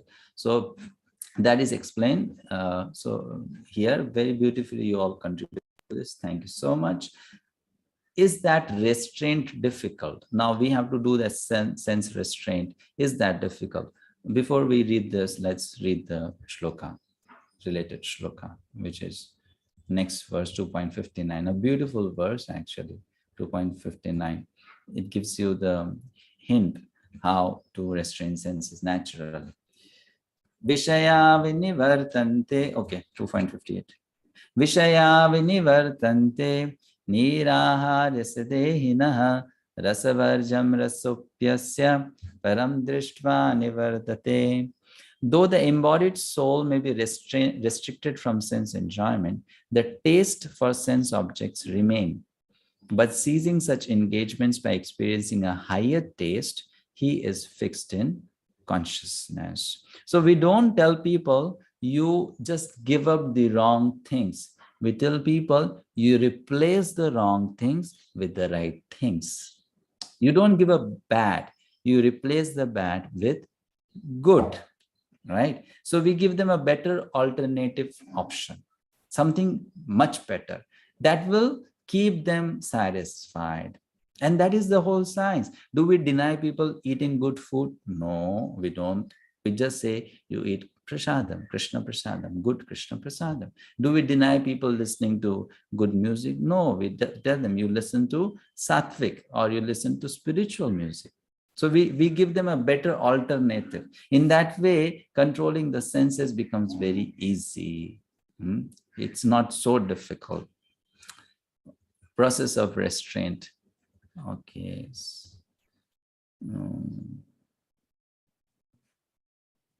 Tina Mataji, please read.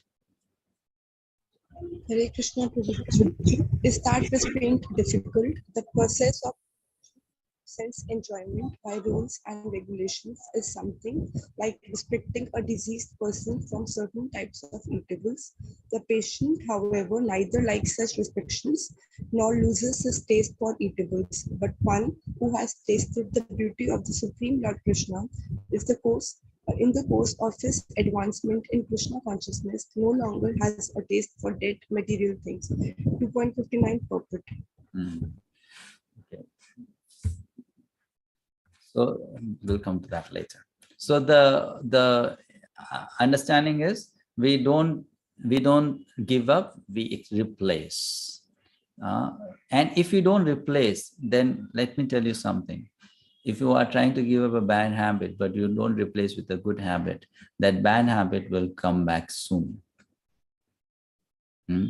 Because in our mind, there is space occupied by different thoughts, different tendencies, desires. If you have asked someone to leave that space and you don't put someone else in that space, the person who left will try to come back and occupy. But if there's a new person living in that space, then that person won't have any chance to come and occupy. Isn't it?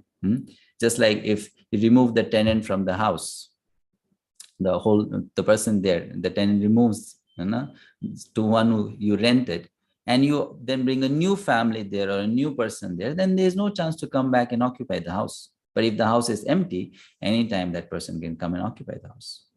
Likewise, we have spaces within the mind occupied by desires, thoughts, tendencies, the bad ones.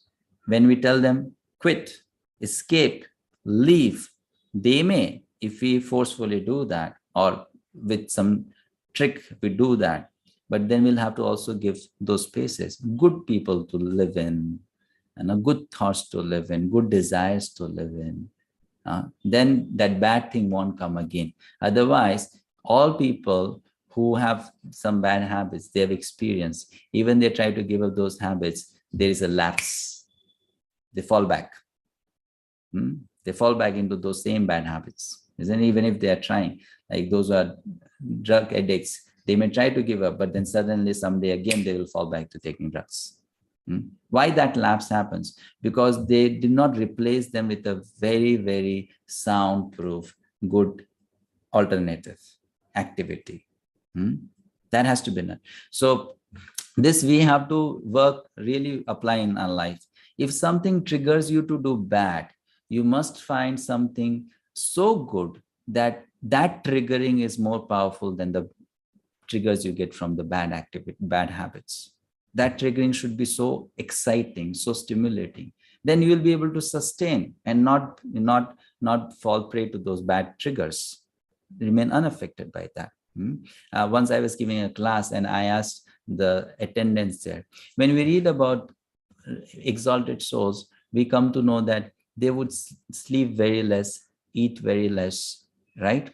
Like Srila Rupa Goswami, it's explained he would sleep only 2 hours a day. And how much they would eat? Maybe that much buttermilk which you can drink from your palm. That much they would eat. So do you think they would be doing this all in frustration, torturing themselves? No, not really. So what keeps them doing such things? They have something in life which gives them much more happiness than eating. They have something in life which gives them much more happiness than the happiness we get by sleeping. And because of that, they are able to easily not do that. It keeps them more excited, more stimulated, more happy. And they have found that alternative. What is that? They have found. So likewise for us, if we are trying to give up something, we have to find something which is more exciting, more stimulating on the positive note. We have to do that. And we should know one thing. This organization is ISKCON, and the framework of this organization, the way Srila Prabhupada designed, is so nice that any person can find an alternative engagement within the sphere of Krishna consciousness that can be much more exciting and stimulating than those things which tempt us to do something wrong. Which tempt us to do something wrong. We can really find something so exciting and stimulating. And that will keep us going on and making progress in spiritual life, spiritual development. If you see the life of all these successful spiritualists, they have found something which is so exciting to them that they have been using that to transcend all their weaknesses, all their shortcomings. I'll tell you about one devotee. He's quite old now. He must be in nearing 50s. Very simple person, not so educated. Very simple person. If you talk to him, he's from Punjab. So, Punjabi people, they have a flavor, right? And if that Punjabi person is from a village, then they have a very distinct flavor. So this person is really cool, bindas, the way this person talks. But you'll notice about this person has developed so much of attachment to two activities. One is serving the deities of Krishna, dressing the deities of Krishna in the altar, and the other is going on the street and doing book distribution. That even if you wake up this person at 1 o'clock for these two activities, he will jump for that seva. If he has fever, devotees have told me, if he has fever and the whole group is going out on book distribution, he will still go out. He'll be in the bus, sleep in the bus, but before the night falls, before the day ends, he'll make sure that he's out on the street, whether he has fever or not, at least for 1 or 2 hours distributing the book. Once he has so much of passion for that activity, fever doesn't stop him, bad health doesn't stop him, insufficient amount of sleep doesn't stop him, no proper food or prasadam doesn't stop him. Nothing stops him. And like that, every spiritualist should try to find some activity which can excite us much more than the things which trigger us to do something wrong. That way, Krishna consciousness will become, or the journey to become a perfect person will become a very, very adventurous journey, a very, very exciting, fulfilling journey. It won't be like you have to really drag yourself up the mountain. It won't be like that, that I am really literally dragging myself up the way. No, it will be you are actually running up the mountain. You're so excited, you're so energetic, you're so passionate. And how do we do that? By doing this exercise. Find out that 1, 2, 5, 10 engagements for you, which are really, really stimulating. Really, really stimulating. So that way one can easily enjoy this process.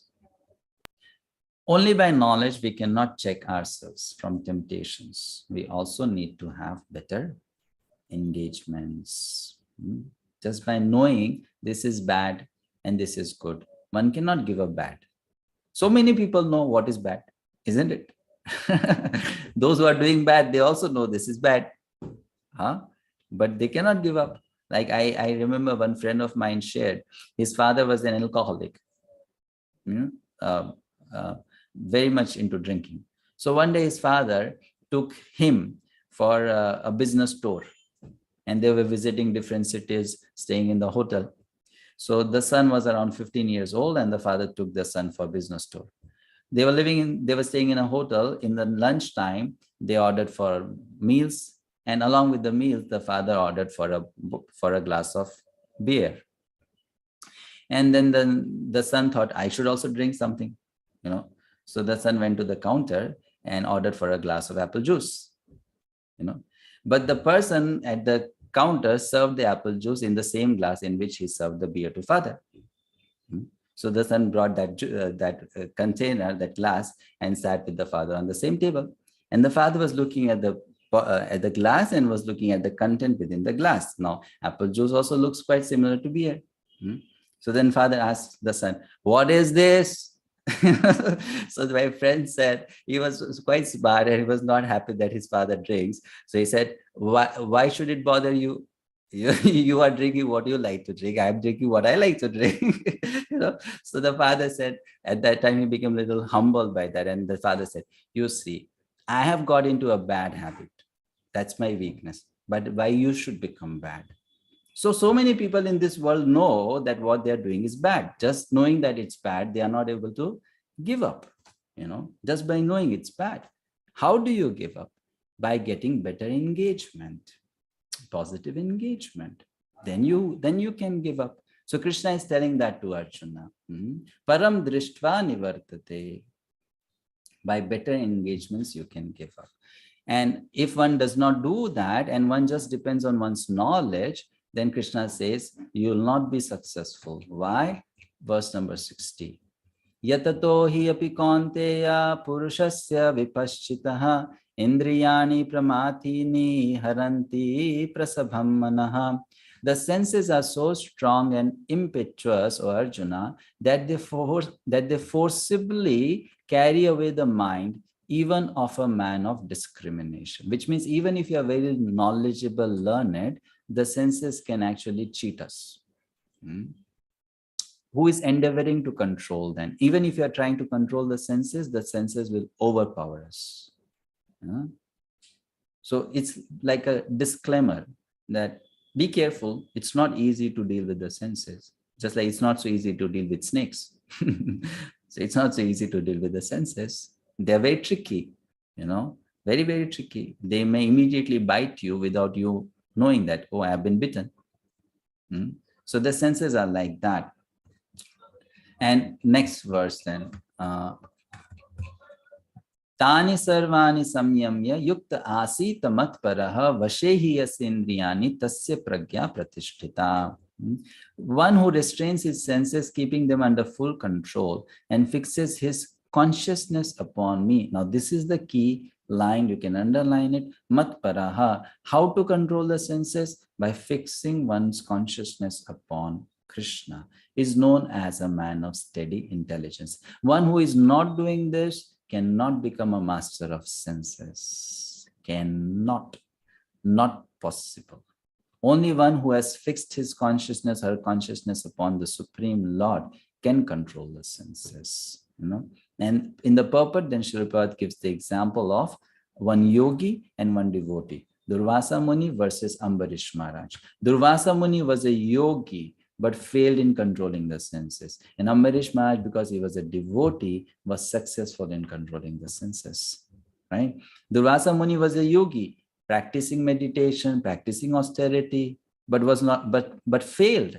And Ambarish Maharaj, who was not doing all these things, succeeded.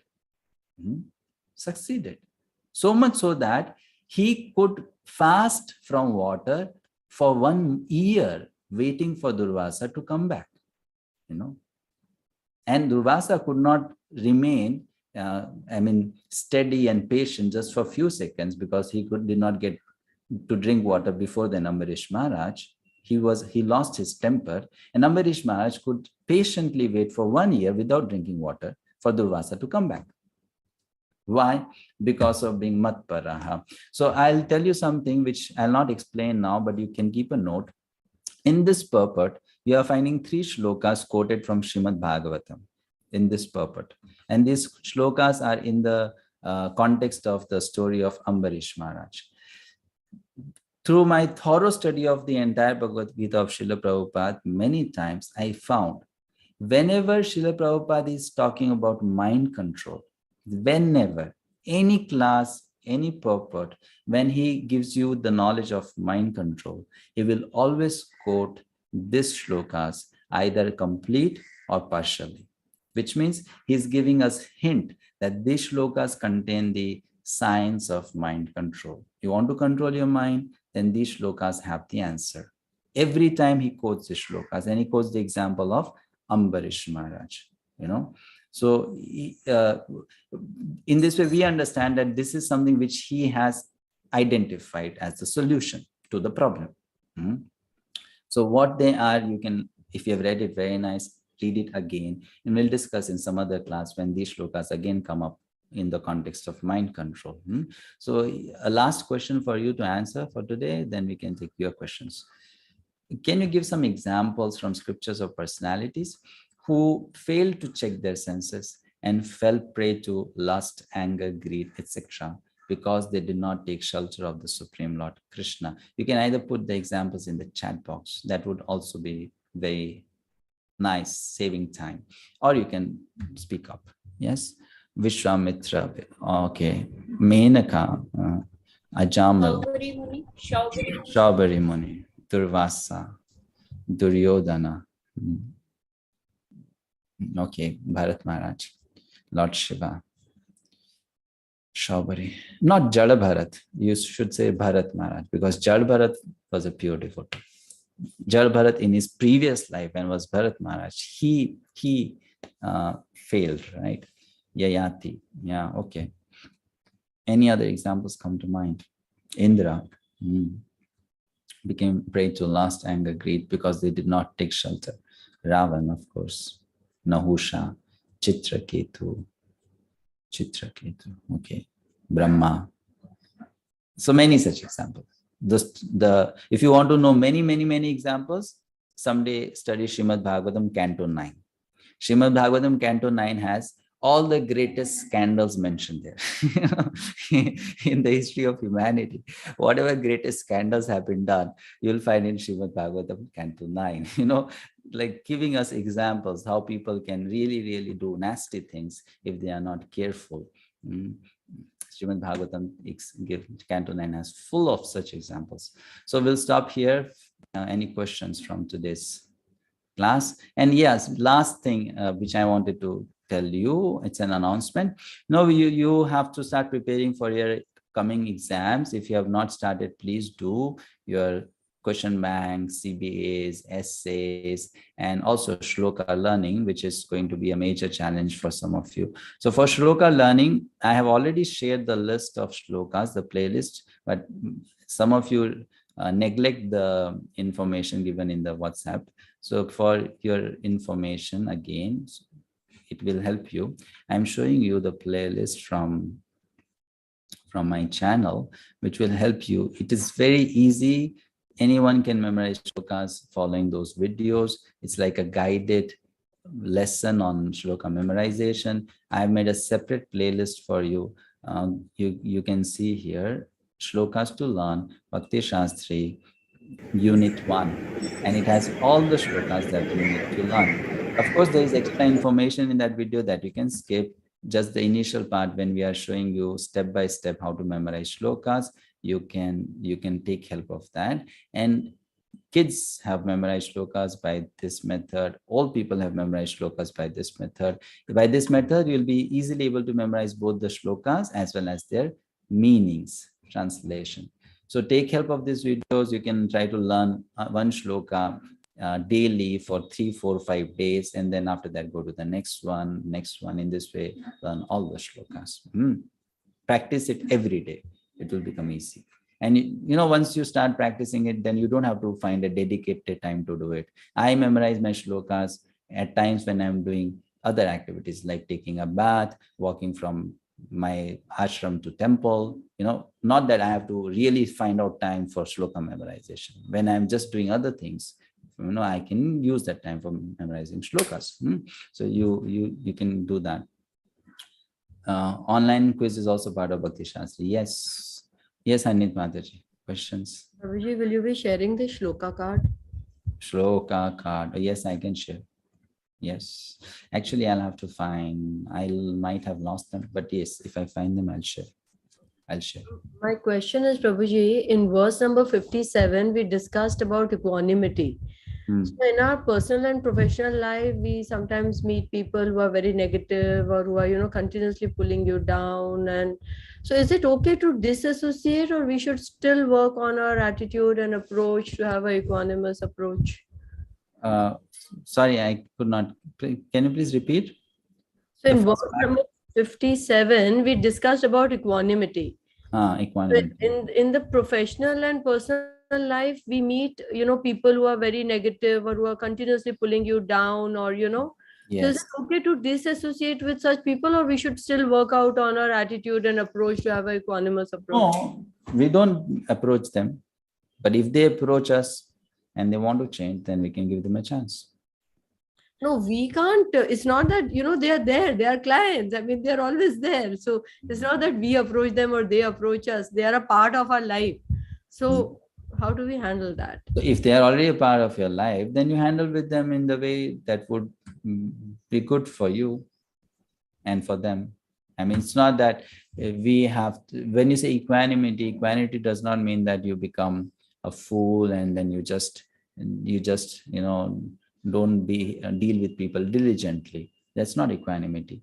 Equanimity means that you don't deal with people on the basis of emotions. That's all. On the basis of emotions, right?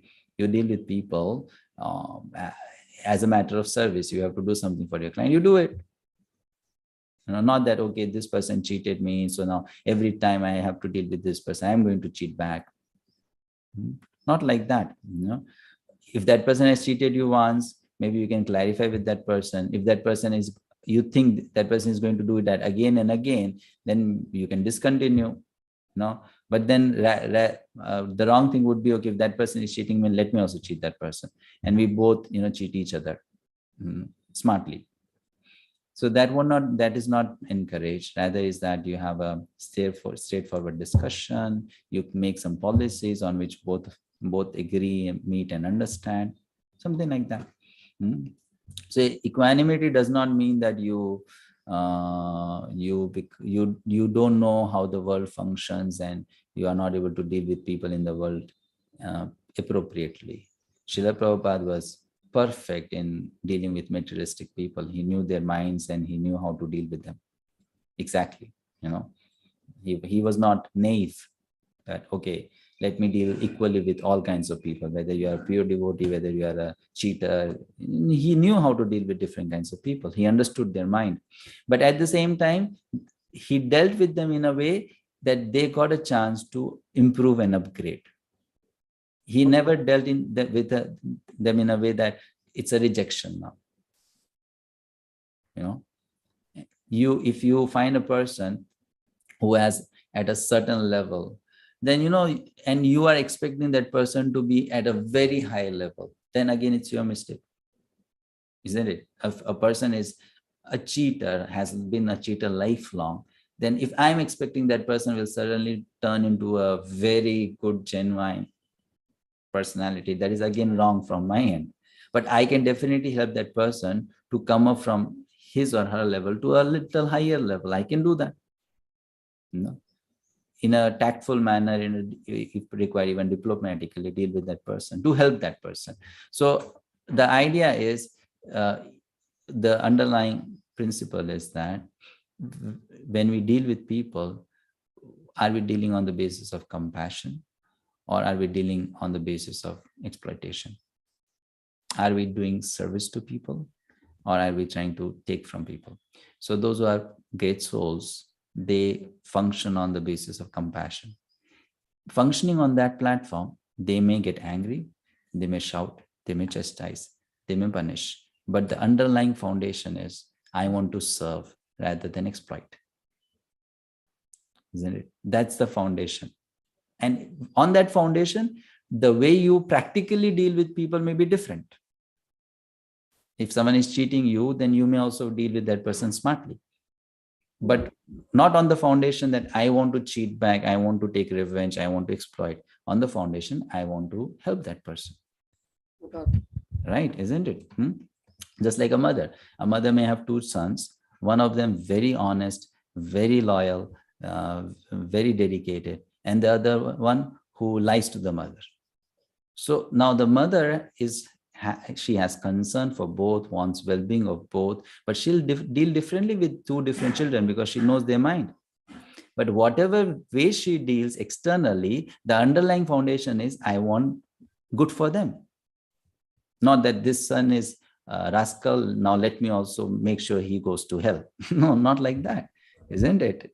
The mother will care for both the children. Externally, she will be very, very, strict and very, very shrewd and smart with one child, and the other child, she'll be very, very soft and gentle, why? Because she knows they are two different. So that's how a devotee deals with people. Okay. Thank you, Prabhuji. Hare Krishna. Guru Mai Prabhu. Hare Krishna, Prabhuji. I have two questions. The first one is related to how to know whether Krishna wants me to do this and choose this instead of this one. So this one basis on comparing two people, the people who are very new to Krishna consciousness, how to understand and how to know this, the direction from Krishna, and the people who are in the advanced stage. That means like Prabhuji, you are in the sannyasi level, you are highly advanced. So how do you know that the direction from the commands from Krishna? How do you do it, and how do you know it? Please share your personal experience from your end. And the second question is related to the example that you talk about the Srila Prabhupada's Shishya asking a question about the Arjuna's son. When Abhimanyu died, why Arjuna cried? Even though he is a liberated soul, he knows the Gita and all, but from my point of view, it's like this doubt arises is that if Abhimanyu was a pure devotee, and if Arjuna also is a pure devotee, he should be happy that he will be going to the Vaikuntha, and he should be, that is his disappearance day. So that means he is going to be not in the material world, he's going to be in the spiritual plane. So he should be happy, and why he was crying. So that was my doubt. Thank you. Good question. So two questions. First question is then, how do you understand this is Krishna's guidance and this is what Krishna wants me to do, right? The first one, right? So then you are asking me to share from my personal experience. First of all, let me clarify, I am not sannyasi. I am in Brahmachari ashram, I am a Brahmachari, which means I am a student, so I'm not so advanced. That's first thing. But yes, I can share from my experience how we can know what is coming from Krishna and what is coming from my own mind. You check from scriptures. If you are getting some signal, some message, some direction, then you check from scriptures, because scriptures are words of Krishna, so it will match with scriptures. Second, you check from sadhus, pure souls, because they can directly communicate with Krishna. So you check that this my decision of mine, which I am getting as some inspiration from inside, is this Krishna's direction to me, or is this my own mind directing me? So you check with them. So you check with scriptures, you check with sadhus, you check with your spiritual teachers. And when they agree, then you understand this is coming from Krishna. Right? Like how you are walking on a street and you have to go to a destination. Let's say you are in India. You are walking and you have to go to a destination. You forget the path, or you don't know the path. You'll ask first person, which direction? He'll say, take left. Fine. Now, if you want to be sure that you have to take left, what you'll do? You'll ask second person. If the second person also says take left, then you'll ask third person, and the third also says take left. Then you're sure, okay, 3 people said go to left. It's fine. I agree on that then. Likewise, when I get some message from inside, some direction, then I check with people who would know better than me. And then when we check, we cross-check, we understand, yes, this is working for me. It's the same message coming from all directions. Right? Getting the point? So this is how we do. This is how we do. We check and we'll get confirmation like that. We'll get. And second question, why Arjuna was not happy? Of course, Arjuna was happy that Abhimanyu is going back to Godhead. But Arjuna was sad because Arjuna will be separated from Abhimanyu. So he was happy for Arjuna, sad for himself. Right? Happy for Abhimanyu that he's gone to Krishna, but sad for himself that I'm separated from such a nice devotee of Krishna. So that's why crying.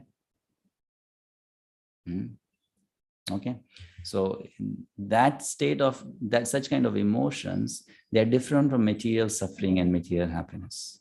In spiritual life, externally you may be crying, or externally you may be laughing. Internally you are happy. In material life, externally, whether you are crying or you're laughing, internally you are actually not satisfied. That's the difference. Material emotions, whether of happiness or distress, a person inside is distressful only. And in spiritual emotions, externally, whether you're crying or laughing, internally you are very happy. That's how it functions there. So in spiritual world, suffering is celebrated. Because externally it looks like suffering, but internally it gives great joy. It gives great satisfaction. Externally it is suffering. Hare Krishna, thank you. Hare Krishna. Satyadeva Prabhu. Prabhuji, I don't know if they are related, but I have 2 questions, Prabhu. One, how to understand the difference between spiritual emotion and material emotion? And the second one is, what is the thin line difference between being thick-skinned or stone-heartedness versus unaffected situation? Okay. So first question. I already explained this in the class. The difference between spiritual and material emotion is, where is it stemming from? I couldn't understand that. Material identification or spiritual identification? If it is stemming from material identification, it's material emotion. If it is stemming from spiritual identification, it is spiritual emotion. For like example, the example I gave before, right? If a person has a son, if you think that person is my son and identify like that, and then you express emotions, that will be material emotions. Because those emotions are based on a relationship, and that relationship is material relationship, isn't it? Father-son relationship is material because It's for a period of time based on the body. At this particular life, in this particular life, I got this body. From this body, a particular child was produced. So that's a material relationship, right? Isn't it? So as any emotion stemming from that identification will be material emotion. But as father, you are soul. As the son, that person is also soul. As father, you are part and parcel of Krishna. As son, that person is also part and parcel of Krishna. So now on that identification, if I deal with that person, then the emotions that are coming forth are spiritual emotions. Then in that situation, it's not father and son, that person will be with the same emotions with everybody in the world, because everybody is at a soul platform. No. Emotions are not like, predefined things. Emotions are based on situations, dealings, transactions. Like you have a permanent foundation, but on that permanent foundation, you are dealing with temporary emotions. So emotions are coming and going. You cannot have a permanent kind of emotion towards anyone, isn't it? Emotions are based on what? A person deals with you in a certain manner, you react or respond in a certain manner, because you felt that dealing or you felt that behavior in a certain way. That's emotion. So when a person is situated in spiritual knowledge, and that is the foundation of that person's life, still that person living in this world, having this body, will relate with people in the way which is called, in Sanskrit it's called Vyavaharik. Vyavaharik means in the world, when you are living with people, how do you relate with them practically? So that would be different, when it's with son, when it's with father, when it's with a stranger, it's going to be different, because you are living in the practical world and they are dealing with you in different manners, so you are responding accordingly. But those responses are stemming from the knowledge. I'm soul, that person is soul, with the body. Like to give a further explanation on this. There is a snake. So a snake means a soul having a snake's body. There is a tiger, which means a soul having a tiger body. There is a cow, which means soul having a cow body. So one who is situated on spiritual platform, Panditaha Samadarshina, will see cow also as soul, snake also as soul, tiger also has soul. But that person understands that that soul has taken a cow's body, that particular soul has taken a snake's body, that particular soul has taken a tiger's body. So that soul will behave like a cow, that soul will behave like a tiger, that soul will behave like a snake. Which means what? Externally, I'll have to also differently behave or respond to these three different creatures, because one is a cow, other is a snake, other is a tiger. You may go and embrace a cow, but you're not going to do that with a snake. Right? Loving the cow means you can embrace the cow, you can feed the cow, allow the cow to lick you. But loving the snake doesn't mean you can allow the snake to lick you. Right? Isn't it? Loving the snake means keep distance from snake. That's how you love the snake. And the snake will also be very happy if you keep distance from the snake. Right? So in practical manner, in practical ways, we will deal with people differently, not same way. But the foundational understanding will be this person is spirit soul. But in practical grounds, you are not going to become same to everyone. That is Mayavadi's understanding, that you smile on everyone's face. That's how Mayavadis think. That you become equal means you become equal in Vyavahar, in dealings, in behavior.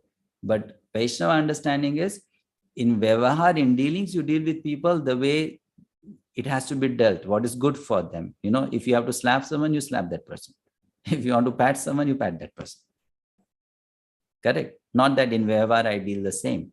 But the foundational understanding is, I am spirit soul. He or she is spirit soul. I don't want to harm that person. I want to serve that person. So this can be brought into practice not by changing our behavior. This can be brought into practice by fixing ourselves in the correct identity first. That's why we should know one thing. Without developing sufficient knowledge and realization of I am Atma, we can only pretend to behave on that platform externally. And that pretension will not last for long. Right? That's why this knowledge is the foundational knowledge, and one should become fixed in this knowledge of this self. Then all those good qualities that a person is expected to manifest will naturally manifest. Equanimity, compassion, all that will come when this will come. And if this does not come, then all those things will be only artificial, expressions. Not something stemming up from the real identity, but something stemming up from our intelligence, from our ability to manipulate, and like people say, you are good in making relationships with people. So just by that ability, not but from the understanding I am Atma. So this is what we have to work. We have to purify our consciousness. We come to the level of self-realization. Then all these things which sounds so unnatural, also impractical, and how can I become like that? How can I do like this? Will not happen. Now it's like that because we are not fixed in that foundational understanding. So for us, it's like, is it really practical? Can we be like that? Can you live in the world being like that? Isn't it? And if I become like that, will I not always be a loser? Will people just not step over me and manipulate me or exploit me or use me? Isn't it? Correct. All those things come, all those doubts come because we are not there yet. So we cannot behave like that. We cannot behave like that. For someone who is there, it's very natural. It's very easy. So that's the thing. And what was the second? Second question I was asking, Prabhu, is what is the correct way of understanding or the difference between being thick-skinned or stone-hearted versus being unaffected? Okay, Prabhu. So stone-hearted means you really don't care for people. That's stone-hearted. Right? You don't care for others. You only care for yourself. That's being stone-hearted. Like, I don't care whether someone is happy, whether someone is sad, whether they are getting success in life or they are getting degraded. I don't think about others. Means thinking about others is not at all in my day, in my life. I just think about myself. That's being stone-hearted. All right. When you say not affected, that's a different thing, which means you think about people, you care about people. But how they deal with you doesn't change your care and concern for them. You care about them. But then how they deal with you, they may deal with you differently. They may appreciate you, they may not appreciate your efforts. It's like a mother. How does she deal with the children? She always has concern for the children, whether the children appreciate it or not. Right? She's not affected by child's sweet words or child's harsh words. Right? She may get hurt that, I'm trying to do good for my child and my child is misunderstanding me, but her love and that concern will not die. Will always remain. Correct? So she will not become stone-hearted that, okay, now I don't care what happens to this child. She will not become like that. So that's how a person doesn't become stone-hearted. Okay, 2 more questions. Others, if you feel like leaving, please, you can. It's time up, but we are just taking questions. Tina Mataji.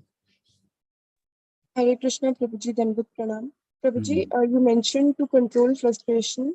How can we control the frustration? Prabhuji, Hare Krishna. We cannot control frustration. If you are frustrated, you will be frustrated. Right? Isn't it? I mean, so the thing is, we can control ourselves from entering into frustration. If you are frustrated, then you're frustrated. You cannot then control after that. But we can control ourselves from being frustrated. And how do you do that? There's no switch to put it on and put it off. There's no solution like that. That will happen as we become fixed in the understanding that whatever I do, if I do it for Krishna's pleasure, as service to Krishna, Krishna is going to accept it. Even if I'm unsuccessful, in Krishna's eyes, I'm successful. Then I'll not be frustrated. Frustration happens because I don't meet with my expectations or goals. I don't meet my desires. So then the frustration. So when you change the way you look at your desires, your goals, your definition of success has to change. Then you'll not be frustrated. Right? If you change your definition of success, you'll not be frustrated. Otherwise, everyone is going to get frustrated someday or other. Because what we want, we will not get. And that will cause frustration. That isn't it? What we want, we will not get. Who has got? Has anyone got whatever they want? No. No one has got. Right? So it will always happen the other way. That you may want something, you'll not get it. Even Krishna doesn't get what he wants. Always. He also does not get it. He has a plan, but then there are people who are ready to spoil his plan also. He also doesn't get, there are people who doesn't want to cooperate with Krishna also. So whatever we want will not come to us always. So we have to change the definition of success for us. Then we'll not get frustrated. Otherwise, we will get frustrated. And once you get frustrated, then you will stay frustrated. Then you can forget that frustration. We can neglect or overlook that. But the damage it has done to our system will not go. Isn't it? That will not go. Like, let's say I'm sad. So externally, I may try to show that I'm happy. But the damage that has been done inside in my consciousness, that will not go easily. That will not go. That will stay. So we have to become nicely Krishna conscious, then frustrations will not be there. David Prabhu. Hare Krishna, Your Grace. Talking about the frustration and emotional, this things come to my mind, which I want to ask you. For instance, to tell lies in front of people about what you do. For instance, if somebody asks you why you not eating meat, and just to tell them that you are following Krishna consciousness, you tell them that you have medical issues. Because this will, in other way, you become so frustrated and disturbed that telling the lies. And if you tell the truth, you'll be attacked or you'll be painted in different way. You understand me? Yeah. And the second question is that, for instance, in your house, you have a picture of Krishna, and you have a family which is coming to visit you. And because of that, to save the situation, you have to take the picture of Krishna and hide it, which you know that Krishna is not different from his name or from the picture. So in your mind, it's like, how can you hide God? And in another way, if you didn't hide it, you are going to go through a lot of confusion and hemam with your family or friends. So how do you deal with this situation? There's nothing wrong in dealing like this. Nothing wrong. There's nothing wrong about it. So if you feel sad about doing such things, then, little bit of sadness is okay, because you genuinely feel that. Why should I have to hide my devotion towards Krishna? So feeling sad about one situation, that I am in a situation where I have to hide my devotion towards Krishna, is something natural, which a devotee would feel. So if you feel sad about it little bit, it's okay. But that sadness should not turn into something very, very troubling, which troubles the mind a lot. It should not, which means that we have to understand the philosophy properly and not allow our emotions to get over us. There's nothing wrong about it. Nothing wrong about it. If you do that, there's nothing wrong about it. Because by doing that, you are not harming anyone. Right? You're not harming anyone. And Krishna will understand. It's not that Krishna will not understand. Krishna will understand that you are doing this just to help that person, not commit offenses towards Krishna. Right? You're helping that person not to commit offense towards Krishna. Because if that person comes to know you don't eat meat for Krishna, then that person will speak ill of Krishna. If that person sees a picture of Krishna and doesn't appreciate, then that person will speak ill of Krishna. So you're protecting that person from offending Krishna. That's a seva. Why you should feel bad about it? You are helping that person. You are not cheating that person. Right? So when we understand how everything can be done as a service to Krishna, then there's no chance to be frustrated about it, because what you're doing is the right thing. And it is for good of that person. So it's right. Very right. Right? Very, very right. And when that person later on, let's say, becomes favorable, then you don't want to lie. You're not interested in lying. Correct? Okay, Prabhu, I think your internet is weak. Okay.